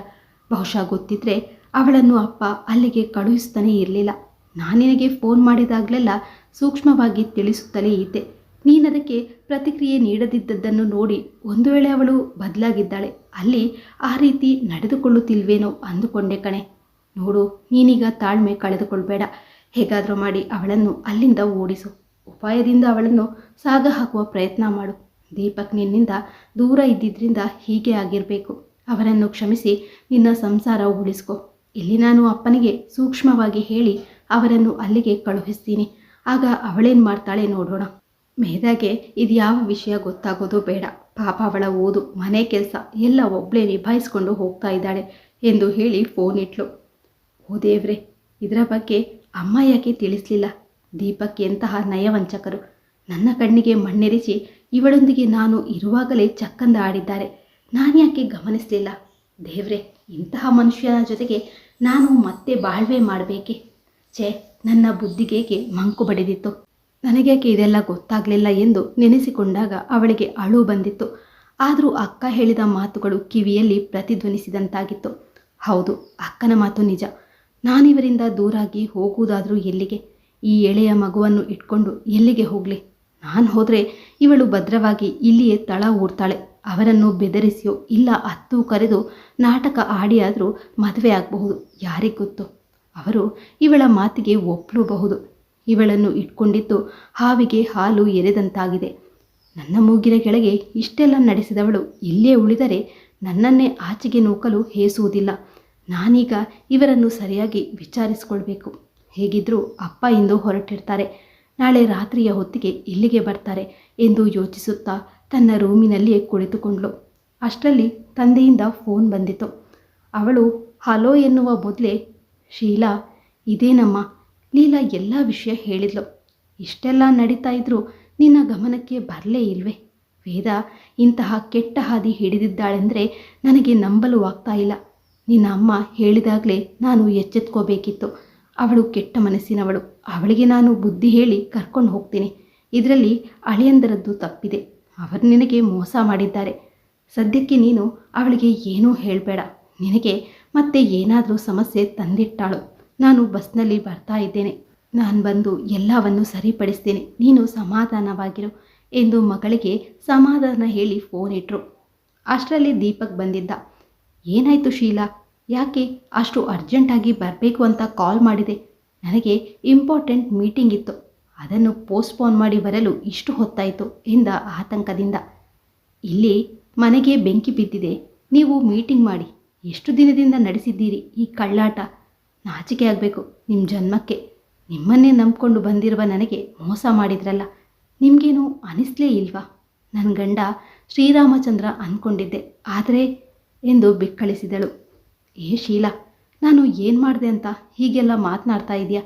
ನಾನೇನು ಮೋಸ ಮಾಡಿದೆ ನಿನಗೆ? ಈಗ ನೀವು ನಾಟಕ ಆಡಿ ಏನೂ ಪ್ರಯೋಜನ ಇಲ್ಲ ದೀಪಕ್. ನನಗೆಲ್ಲ ಗೊತ್ತಾಯಿತು. ಮೊದಲು ಆ ನಿಮ್ಮ ಪ್ರೇಯಸಿಯನ್ನು ಕೇಳಿ ಅವಳನ್ನೇ ಮದುವೆ ಮಾಡಿಕೊಂಡು ಇರಿ. ನಾನು ಎಲ್ಲಾದರೂ ಹಾಳಾಗಿ ಹೋಗ್ತೀನಿ. ಯಾವುದಾದ್ರೂ ಕೆರೆಗೋ ಬಾವಿಗೋ ಈ ಮಗುನ ಹಾಕಿ ನಾನು ಬೀಳ್ತೀನಿ ಎಂದು ಕಿರುಚಾಡಿದ್ಲು. ಛೇ ಬಿಡ್ತು ಅನ್ನು. ನಾನು ಇವಳನ್ಯಾಕೆ ಮದುವೆ ಆಗಲಿ? ಮೈ ಮೇಲೆ ಬೀಳ್ತಿದ್ಲು. ಏನೋ ನಡೆಯಬಾರದ್ದು ನಡೆದು ಹೋಯಿತು. ಶೀಲಾ ಪ್ಲೀಸ್, ನೀ ನನ್ನನ್ನು ಕ್ಷಮಿಸು. ನಾನು ನಿನಗೆ ಮೋಸ ಮಾಡಬೇಕು ಅಂತ ಹೀಗೆಲ್ಲ ಮಾಡಲಿಲ್ಲ. ಏನೋ ನಡೆದು ಹೋಯಿತು. ನೀನು ದೂರ ಇದ್ದೆ ಎಂದು ತಡವಾರಿಸಿದ. ಹಾಂ ಬಾವ, ನಿನ್ನ ಮುಂದೆ ಶೀಲಾ ಏನೇನೋ ಅಲ್ಲ ಅಂದಿದ್ದು ನೀವೇ ಅಲ್ವಾ? ಈಗ ಹೋಗು ಅಂದರೆ ಹೋಗ್ಬಿಡ್ತೀನ? ಸುಮ್ಮನೆ ನನ್ನನ್ನು ಮದುವೆ ಮಾಡಿಕೊಂಡು ಬೇರೆ ಮನೆ ಮಾಡಿಟ್ರೋ ಸರಿ. ಇಲ್ಲಾಂದರೆ ಏನು ಮಾಡ್ತೀಯ? ನಾನು ನಿನ್ನನ್ನು ಮದುವೆ ಆಗೋದಾ? ನೆವರ್.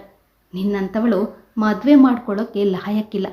ಸುಮ್ಮನೆ ಬಾಯಿ ಮುಚ್ಕೊಂಡು ಬೆಂಗಳೂರಿಗೆ ಹೋಗು. ಇಲ್ಲಾಂದರೆ ನಾನು ಏನು ಮಾಡ್ತೀನೋ ನೋಡು ಎಂದು ಅವಳೊಂದಿಗೆ ವಾದ ವಿವಾದ ಮಾಡ್ತಾ ಇದ್ರೆ ಶೀಲಾ ಆ ಮಾತುಗಳನ್ನು ಕೇಳಲಾರದೆ ಜ್ಞಾನ ತಪ್ಪಿ ಬಿದ್ಲು. ಶೀಲಾ ಎಂದು ದೀಪಕ್ ಗಾಬರಿಯಿಂದ ಕೂಗುತ್ತಾ ಹೆಂಡತಿಯ ಬಳಿ ಓಡಿ ಬಂದ. ನೀರು ಚಿಮುಕಿಸಿದ್ರೂ ಅವಳು ಎಚ್ಚರಗೊಳ್ಳಲಿಲ್ಲ. ಶೀಲಾಳ ಬಳಿ ಬಂದ ವೇದಾಳನ್ನು ತಡೆಯುತ್ತಾ, ದಯವಿಟ್ಟು ನೀನು ನಮ್ಮಿಂದ ದೂರನೇ ಇರು ವೇದ. ನನ್ನದು ತಪ್ಪಿದೆ. ನಾನು ನನ್ನ ಸ್ಥಾನವನ್ನು ಅರಿತುಕೊಂಡು ನಡೆದುಕೊಳ್ಬೇಕಿತ್ತು. ಕಟ್ಕೊಂಡ ಹೆಂಡತಿಗೆ ಮೋಸ ಮಾಡಿದವನು ನಾನು. ನನಗೆ ಕ್ಷಮೆಯೇ ಇಲ್ಲ. ನಿನಗೆ ಕೈ ಮುಗಿದು ಕೇಳ್ಕೊಳ್ತೀನಿ, ಕಾಲಿಗೂ ಬೀಳ್ತೀನಿ. ನಾನು ನನ್ನ ಫ್ಯಾಮಿಲಿಯೊಂದಿಗೆ ಇರಲು ಅವಕಾಶ ಮಾಡಿಕೊಡು. ನಮ್ಮ ಜೀವನ ಹಾಳು ಮಾಡಬೇಡ. ಶೀಲಾ ತುಂಬ ಸೂಕ್ಷ್ಮ ಮನಸ್ಸಿನವಳು. ಅವಳಿಗೆ ಏನಾದರೂ ಆದರೆ ನನ್ನನ್ನು ನಾನು ಎಂದಿಗೂ ಕ್ಷಮಿಸಲಾರೆ ಎಂದು ಭಾವುಕನಾಗಿ ಕೈ ಮುಗಿದು ಹೇಳಿದ. ನಂತರ ಹೆಂಡತಿಯನ್ನು ಎತ್ತಿ ಹಾಸಿಗೆಯಲ್ಲಿ ಮಲಗಿಸಿ ತನ್ನ ರೂಮಿಗೆ ಹೋಗಿ ಬಾಗಿಲು ಮುಚ್ಕೊಂಡ. ಸ್ವಲ್ಪ ಹೊತ್ತಿನಲ್ಲಿ ಡಾಕ್ಟರ್ ಬಂದಾಗ ಶೀಲಾಳಿಗೆ ಇನ್ನೂ ಜ್ಞಾನ ಬಂದಿಲ್ಲ. ಅದಕ್ಕಾಗಿಯೇ ಡಾಕ್ಟರ್ ಬಂದಿದ್ದಾರೆ ಎನಿಸಿತು ವೇದಾಳಿಗೆ. ಡಾಕ್ಟರ್ ಶೀಲಾಳನ್ನು ಪರೀಕ್ಷಿಸಿ, ಏನಾಯಿತು? ಜ್ಞಾನ ತಪ್ಪಲು ಕಾರಣ? ನಿಮ್ಮಲ್ಲಿ ಏನಾದರೂ ವಾಗ್ವಾದ ನಡೆಯುತ್ತೆ. ಬಹುಶಃ ಅವರು ಏನನ್ನೂ ಮನಸ್ಸಿಗೆ ಬಹಳ ಹಚ್ಕೊಂಡಿದ್ದಾರೆ ಅನಿಸುತ್ತೆ. ಇನ್ನೂ ಸ್ವಲ್ಪ ಹೊತ್ತು ನೋಡಿ. ಆಕೆಗೆ ಎಚ್ಚರ ಆಗದಿದ್ದರೆ ಅವರನ್ನು ಅಡ್ಮಿಟ್ ಮಾಡಬೇಕಾಗುತ್ತೆ. ಆಕೆ ಸ್ವಲ್ಪ ವೀಕ್ ಆಗಿದ್ದಾರೆ ಎಂದರು. ಇದನ್ನು ಕೇಳಿ ದೀಪಕ್ಗೆ ಬಹಳ ನೋವಾಯಿತು. ಪಶ್ಚಾತ್ತಾಪದಿಂದ ಕುಸಿದು ಹೋಗಿದ್ದ. ಇಲ್ಲ ಡಾಕ್ಟ್ರು, ಹಾಗೇನೂ ಇಲ್ಲ. ಇದೇ ಮೊದಲ ಬಾರಿ ಹೀಗಾಗಿದ್ದು ಎಂದ. ನಾನು ಇಂಜೆಕ್ಷನ್ ಕೊಟ್ಟಿದ್ದೇನೆ. ಇನ್ನು ಸ್ವಲ್ಪ ಹೊತ್ತು ನೋಡಿ. ಯಾವುದಕ್ಕೂ ನನಗೆ ಫೋನ್ ಮಾಡಿ ಎಂದರು. ಅಂದೆಲ್ಲ ಅವಳ ಬಳಿಯೇ ಕುಳಿತಿದ್ದ ದೀಪಕ್. ರಾತ್ರಿ ಹೊತ್ತಿಗೆ ಅವಳಿಗೆ ಜ್ಞಾನ ಬಂದಿತ್ತು. ಕಣ್ಣು ಬಿಟ್ಟವಳೇ, ದೀಪಕ್, ನೀವಿಲ್ಲಿಂದ ಹೇಳಿ, ನನಗೇನೂ ಆಗಿಲ್ಲ. ದಯವಿಟ್ಟು ನನ್ನ ಮುಂದೆ ಇರಬೇಡಿ, ಹೋಗಿ ಆಚೆ ಎಂದಳು. ಮರು ಮಾತನಾಡದೆ ಅಲ್ಲಿಂದ ಎದ್ದು ಹೊರ ನಡೆದ. ಅವನಿಗೆ ಬಹಳವೇ ಪಶ್ಚಾತ್ತಾಪವಾಗಿತ್ತು. ಸದ್ಯ ಅವಳಿಗೇನೂ ಆಗದಿದ್ರೆ ಸಾಕು. ನನ್ನ ಚಂದದ ಸಂಸಾರಕ್ಕೆ ನಾನೇ ನನ್ನ ಕೈಯಾರೆ ಬೆಂಕಿ ಹಚ್ಚಿಕೊಳ್ಳಲು ಹೊರಟಿದ್ದೇನಲ್ಲ. ಇದೇನು ಮಾಡ್ತಾ ಇದ್ದೇನೆ ನಾನು? ನನ್ನ ಬುದ್ಧಿಗೆ ಏನಾಯಿತು? ನಾನಾಗಿ ನನ್ನ ಚಿನ್ನದಂಥ ಹೆಂಡತಿ, ಸುಂದರವಾದ ಮುದ್ದಾದ ಮಗು ಇರುವ ನನ್ನ ಪುಟ್ಟ ಸಂಸಾರವನ್ನು ಕಳೆದುಕೊಳ್ಳುತ್ತಿದ್ದೇನಲ್ಲ. ವೇದಾಳಿಗೇನೂ ಬುದ್ಧಿ ಇಲ್ಲ, ಆದರೆ ನನಗೆ? ನಾನು ಕ್ಷಣಿಕ ಸುಖಕ್ಕಾಗಿ ನನ್ನ ಜೀವನವನ್ನೇ ಹಾಳು ಮಾಡಿಕೊಳ್ಳಲು ಹೊರಟಿರುವೆ. ಇದು ತಪ್ಪಲ್ಲವೇ? ಶೀಲಾ ನನ್ನ ಜೀವನದಲ್ಲಿ ಬಂದು ನನ್ನ ಬದುಕನ್ನೇ ಬದಲಾಯಿಸಿದ್ದಳು. ನನ್ನಲ್ಲಿಯೇ ಜೀವ ಇರಿಸಿಕೊಂಡಿದ್ದ ಶೀಲಾಗೆ ಮೋಸ ಮಾಡಿಬಿಟ್ಟೆ ಎಂದು ಮನದಲ್ಲಿಯೇ ಕೊರಗಿದ್ದ. ಡಾಕ್ಟರ್ಗೆ ಫೋನ್ ಮಾಡಿ ಅವಳ ಬಗ್ಗೆ ತಿಳಿಸಿದ. ಈಗ ಬರೆದುಕೊಟ್ಟಿರುವ ಔಷಧಿಗಳನ್ನು ತಂದುಕೊಡಿ. ಹಾಲು ಹಣ್ಣುಗಳ ಜೊತೆಗೆ ಅತಿ ಮುಖ್ಯವಾಗಿ ಅವರನ್ನು ಸಂತೋಷವಾಗಿ ಇರಿಸಲು ಪ್ರಯತ್ನಿಸಿ ಎಂದರು ಡಾಕ್ಟರ್. ಆಗಲೇ ಡಾಕ್ಟರ್, ಅವಳನ್ನು ಜಾಗ್ರತೆಯಿಂದ ನೋಡ್ಕೋತೀನಿ ಎಂದ. ಮರುದಿನ ಮಧ್ಯಾಹ್ನದ ಹೊತ್ತಿಗೆ ಜಗನ್ನಾಥರಾಯರು ಮುಂಬೈಗೆ ಬಂದರು. ಅವರನ್ನು ಮನೆಗೆ ಕರೆತರಲು ದೀಪಕ್ ಬಸ್ ಸ್ಟ್ಯಾಂಡ್ಗೆ ಹೋದ. ಅವರು ದೀಪಕ್ನೊಂದಿಗೆ ಒಂದೇ ಒಂದು ಮಾತನಾಡದೆ ಮೌನವಾಗಿಯೇ ಅವನೊಂದಿಗೆ ಬಂದರು. ಇದನ್ನು ಮಾತ್ರ ಸಹಿಸಲು ಅವನಿಂದ ಆಗಲಿಲ್ಲ. ಬಹಳ ಗೌರವದಿಂದ ಅಳಿಯಂದಿರೆ ಎಂದು ಪ್ರೀತಿಯಿಂದ ಮಾತನಾಡ್ತಾ ಇದ್ದ ಮಾವ ಹೀಗೆ ಮೌನ ವಹಿಸಿದ್ದು ಅವನಿಗೆ ಬಹಳ ಕಷ್ಟವಾಯಿತು. ಅವನಿಗೂ ಅವರೊಂದಿಗೆ ಮಾತನಾಡಲು ಮುಖವಿಲ್ಲದೆ ಸುಮ್ಮನಿದ್ದ. ಮನೆಗೆ ಬಂದ ಮೇಲೆ ಅವರು ಕೋಣೆಯಲ್ಲಿ ಮಲಗಿದ್ದ ಶೀಲಾಳನ್ನು ನೋಡಿ ಬಹಳ ಸಂಕಟಪಟ್ಟರು. ವೇದಾಳ ಬಳಿಗೆ ಬಂದವರೇ ಅವಳ ಕೆನ್ನೆಗೆ ಬಾರಿಸಿದರು. ನಿನ್ನ ಅಮ್ಮ ಹೇಳಿದಾಗಲೇ ನಾನು ಎಚ್ಚೆತ್ಕೊಳ್ಬೇಕಿತ್ತು. ತಪ್ಪು ಮಾಡಿದೆ. ನಮ್ಮಂತಹ ಮರ್ಯಾದೆಯಸ್ಥರ ಮನೆಯಲ್ಲಿ ನಿನ್ನಂತಹ ದುರ್ಬುದ್ಧಿಯ ಹೆಣ್ಣು ಹೇಗೆ ಹುಟ್ಟಿದೆಯೋ ಕಾಣೆ. ನಡಿ, ನಿನ್ನ ಬಟ್ಟೆ ಜೋಡಿಸ್ಕೊ, ನಾಳೆಯೇ ಹೊರಡೋಣ ಎಂದವರೇ ಶೀಲಾ ಕೋಣೆಗೆ ಹೋದರು. ಮಗುವನ್ನು ಎತ್ತಿಕೊಂಡು ಮುದ್ದಿಸುತ್ತಾ ತಮಗೆ ತಿಳಿದಂತೆ ಮಗಳಿಗೆ, ಶೀಲಾ, ನಿನ್ನ ಸಂಸಾರವನ್ನು ಉಳಿಸಿಕೊಳ್ಳುವುದು ಬಿಡೋದು ನಿನ್ನ ಕೈಯಲ್ಲಿದೆ. ಈ ಕಾಲದಲ್ಲಿ ಗಂಡಸಿನ ಆಶ್ರಯ ಇಲ್ಲದೆ ಬದುಕುವುದು ಬಹಳ ಕಷ್ಟ ಕಣಮ್ಮ. ನಡೆಯುವ ಕಾಲು ಎಡುವುದು ಸಹಜ. ಏನೋ ಬುದ್ಧಿಗೆಟ್ಟು ದುಡುಕಿ ಬಿಟ್ಟಿದ್ದಾರೆ. ಅವರಿಗೂ ಪಶ್ಚಾತ್ತಾಪ ಇದೆ. ಇದೊಂದು ಬಾರಿ ಅವರನ್ನು ಕ್ಷಮಿಸಿಬಿಡು. ನಾನು ವೇದಾಳನ್ನು ಕರ್ಕೊಂಡು ಹೋಗ್ತೀನಿ. ಅವಳಿಗೆ ಯಾರನ್ನಾದರೂ ನೋಡಿ ಮದುವೆ ಮಾಡಿ ಕೈ ತೊಳೆದುಕೊಂಡು ಬಿಡ್ತೀನಿ. ನೀನು ದುಡುಕಿನ ನಿರ್ಧಾರ ತಗೋಬೇಡಮ್ಮ. ನಿನ್ನ ಅಮ್ಮ ಇದ್ದಿದ್ರು ಇದೇ ಮಾತನ್ನು ಹೇಳ್ತಾ ಇದ್ಲು ಅಲ್ವೇ ಎಂದು ಬುದ್ಧಿ ಹೇಳಿ ಅವಳನ್ನು ಸಮಾಧಾನ ಪಡಿಸಿದರು. ದೀಪಕ್ಕು ಚೆನ್ನಾಗಿ ಬೈದು ಬುದ್ಧಿ ಹೇಳಿದರು. ಅವನು ಸಹ ತುಂಬ ವಿನಯದಿಂದ ತನ್ನ ತಪ್ಪು ಒಪ್ಪಿಕೊಂಡು ಅವರ ಮುಂದೆ ಹೆಂಡತಿಯನ್ನು ಪ್ರೀತಿಯಿಂದ ನೋಡಿಕೊಳ್ಳುವುದಾಗಿ ಪ್ರಮಾಣ ಮಾಡಿದ ಮೇಲೆ ಅವರಿಗೆ ಕೊಂಚ ಸಮಾಧಾನವಾಯಿತು. ಅವರು ವೇದಾಳಿಗೆ ಹೊರಡುವಂತೆ ಹೇಳಲು ಬಂದಾಗ ಅವಳು ತನ್ನ ದೊಡ್ಡ ಭಾವನೊಂದಿಗೆ ಫೋನ್ನಲ್ಲಿ ಮಾತನಾಡುವುದು ಕೇಳಿ ಅವರ ಎದೆಗೆ ಚೂರಿ ಹಾಕಿದಷ್ಟು ನೋವಾಗಿತ್ತು. ಅವರು ಅಲ್ಲಿಂದ ಬಾಲ್ಕನಿಯಲ್ಲಿ ನಿಂತು ಇವಳಿನ್ನು ಸುಧಾರಿಸುವುದಿಲ್ಲ ಎನಿಸಿತು. ಇಂತಹ ಕೆಟ್ಟ ಹುಳು ನಮ್ಮಂಥ ಸಂಸ್ಕಾರವಂತರ ಮನೆಯಲ್ಲಿ ಹುಟ್ಟಿದ್ದಾದರೂ ಹೇಗೆ? ಇನ್ನು ಊರಿಗೆ ಹೋದ್ಮೇಲೆ ಯಾರ್ಯಾರ ಮನೆ ಹಾಳು ಮಾಡ್ತಾಳೋ ಎಂದು ಯೋಚಿಸಿ ಅವರಿಗೆ ಬಹಳ ಆಘಾತವಾಗಿತ್ತು. ಅವರು ಮನದಲ್ಲಿ ಒಂದು ನಿರ್ಧಾರಕ್ಕೆ ಬಂದರು. ಮರುದಿನ ಶೀಲಾ ತನ್ನ ಮನಸ್ಸಿಗೆ ನೋವಾಗಿದ್ದರೂ ತಂದೆಗೆ ಮಗಳಾಗಿ ತಾನೇ ಅಡುಗೆ ಮಾಡಿ ಬಡಿಸಿದಳು. ಕ್ಷಮೆ ಕೇಳಲು ಬಂದ ಗಂಡನಿಗೆ, ದೀಪಕ್, ನನಗೆ ಕಾಲಾವಕಾಶ ಬೇಕು, ಪ್ಲೀಸ್ ನನ್ನಿಂದ ದೂರ ಇರಿ ಎಂದು ಕಟುವಾಗಿ ಹೇಳಿದ್ಲು. ದೀಪಕ್ ಮೌನ ವಹಿಸಿದ. ಮಾವ ಮತ್ತು ವೇದಾಳಿಗೆ ತತ್ಕಾಲ್ನಲ್ಲಿ ಟಿಕೆಟ್ ಬುಕ್ ಮಾಡಿಸಿದ. ಹೊರಡುವ ವೇಳೆಯಲ್ಲಿ ವೇದ ಅಕ್ಕ ಬಾವನೊಂದಿಗೆ ಮಾತನಾಡಲೇ ಇಲ್ಲ. ಅವಳಿಗೆ ಪಶ್ಚಾತ್ತಾಪ ಎಂಬುದು ಲವಲೇಶವೂ ಇಲ್ಲದಿದ್ದದ್ದನ್ನು ನೋಡಿ ಶೀಲಾಳಿಗೆ ಬಹಳ ಬೇಸರ ಆಯಿತು. ಸುಮ್ಮನೆ ತಂದೆಯನ್ನು ಹಿಂಬಾಲಿಸಿದ್ಲು. ಜಗನ್ನಾಥರಾಯರು ಎಷ್ಟು ಬೇಡವೆಂದರೂ ಕೇಳದೆ ದೀಪಕ್ ಅವರನ್ನು ರೈಲ್ವೆ ಸ್ಟೇಷನ್ಗೆ ಬಿಡಲು ಬಂದು ಹಣ್ಣುಗಳು, ನೀರಿನ ಬಾಟಲ್ ತೆಗೆದುಕೊಟ್ಟ. ರೈಲು ಹೊರಡುವ ಮುನ್ನ ಮಾವನ ಬಳಿ ಬಂದು ಕೈ ಮುಗಿದ. ರಾಯರು ಅವನಿಗೆ, ಅಳಿಯಂದ್ರೆ, ನಮ್ಮ ಶೀಲಾ ತುಂಬ ಸಾಧು ಸ್ವಭಾವದ ಮೃದು ಮನಸ್ಸಿನ ಹುಡುಗೆ. ಅವಳ ಮನಸ್ಸಿಗೆ ಇನ್ನೆಂದೂ ನೋವಾಗದಂತೆ ನಡೆದುಕೊಳ್ಳಬೇಡಿ ಎಂದು ಬುದ್ಧಿ ಹೇಳಿದರು. ಇಲ್ಲ ಮಾವ, ಇನ್ನೆಂದೂ ನನ್ನಿಂದ ಈ ತಪ್ಪು ಆಗದು, ನನ್ನನ್ನು ನಂಬಿ ಎಂದು ಮತ್ತೊಮ್ಮೆ ಕೈ ಮುಗಿದ. ರೈಲು ಹೊರಟಿತು. ರಾತ್ರಿ ಸುಮಾರು ಹೊತ್ತಾದರೂ ವೇದ ಮಲಗದೆ ಇನ್ನು ಮೊಬೈಲ್ ನೋಡುತ್ತಲೇ ಇದ್ದಳು. ಇದನ್ನು ಕಂಡು ಜಗನ್ನಾಥರಾಯರ ಮನಸ್ಸು ಕಳವಳದಿಂದ 10 ಹಲವು ರೀತಿಯಲ್ಲಿ ಹೊಯ್ದಾಡಿತು. ಅಷ್ಟು ಹೊತ್ತಿಗೆ ರೈಲು ಪುಣೆ ದಾಟಿತ್ತು. ನಿದ್ದೆ ಮಾಡಲು ಎಷ್ಟು ಪ್ರಯತ್ನಿಸಿದ್ರೂ ರೆಪ್ಪೆ ಕೂಡಿಸಲು ಅವರಿಂದ ಆಗಲಿಲ್ಲ. ಮಧ್ಯರಾತ್ರಿಯ ಹೊತ್ತಿಗೆ ವೇದ ಎದ್ದು ವಾಶ್ರೂಮ್ ಕಡೆಗೆ ಹೋಗುವುದನ್ನು ಕಂಡರು. ಅವಳಿಗೆ ಗೊತ್ತಾಗದಂತೆ ತಾವು ಹಿಂದೆ ಬಂದರು. ಪ್ರಯಾಣಿಕರೆಲ್ಲರೂ ಗಾಢ ನಿದ್ದೆಯಲ್ಲಿದ್ದರು. ಅವಳು ಬಾಗಿಲು ತೆರೆದು ಯಾವುದೇ ಅಳುಕಿಲ್ಲದೆ ಮೊಬೈಲ್ನಲ್ಲಿ ಯಾರೊಂದಿಗೂ ನಗು ನಗುತ್ತಾ ಮಾತನಾಡ್ತಾ ಇರುವುದನ್ನು ಕಂಡು ಅವರ ಮನಸ್ಸಿಗೆ ಹೇಸಿ ಎನಿಸಿತು. ಬಹಳ ಮೆಲ್ಲಗೆ ಅವಳಿಗೆ ಅರಿವಾಗದಂತೆ ಬಳಿಗೆ ಬಂದವರೇ ತಮ್ಮ 2 ಕೈಗಳಿಂದ ಬಲವನ್ನೆಲ್ಲ ಬಿಟ್ಟು ಅವಳನ್ನು ಜೋರಾಗಿ ಬಾಗಿಲಿನ ಆಚೆಗೆ ನೂಕಿಬಿಟ್ಟು ಬಾಗಿಲು ಭದ್ರಪಡಿಸಿ ಬಂದು ಸುಮ್ಮನೆ ತಮ್ಮ ಜಾಗದಲ್ಲಿ ಕುಳಿತು ಬಿಟ್ರು. ವೇದ ಇನ್ನಿಲ್ಲ ಎಂದು ಅವರ ಮನಸ್ಸಿಗೆ ನಿರಾಳವಾದರೂ ಮನಸ್ಸಿನ ತುಮುಲ, ನೋವು, ಸಂಕಟ, ದುಃಖ ಅವರ ಪ್ರಾಣವನ್ನೇ ಕಸಿದುಕೊಂಡಿತ್ತು. ಜಗನ್ನಾಥರಾಯರಿಗೆ ಊರು ತಲುಪುವ ಮೊದಲೇ ರೈಲಿನಲ್ಲಿ ಕುಳಿತಲ್ಲಿಯೇ ಹೃದಯಾಘಾತವಾಗಿತ್ತು. ಈ ಕತೆ ನಿಮಗೆ ಇಷ್ಟ ಆಗಿದೆ ಅಂತ ಅಂದ್ಕೊಂಡಿದ್ದೇನೆ. ಇಷ್ಟ ಆಗಿದ್ರೆ ವಿಡಿಯೋಗೊಂದು ಲೈಕ್ ಹಾಗೂ ಕಮೆಂಟ್ ಮಾಡೋದನ್ನ ಮರಿಬೇಡಿ. ಹಾಗೆ ಪ್ಲೀಸ್ ಸಬ್ಸ್ಕ್ರೈಬ್ ಕೂಡ ಮಾಡ್ಕೊಳ್ಳಿ. ಧನ್ಯವಾದಗಳು.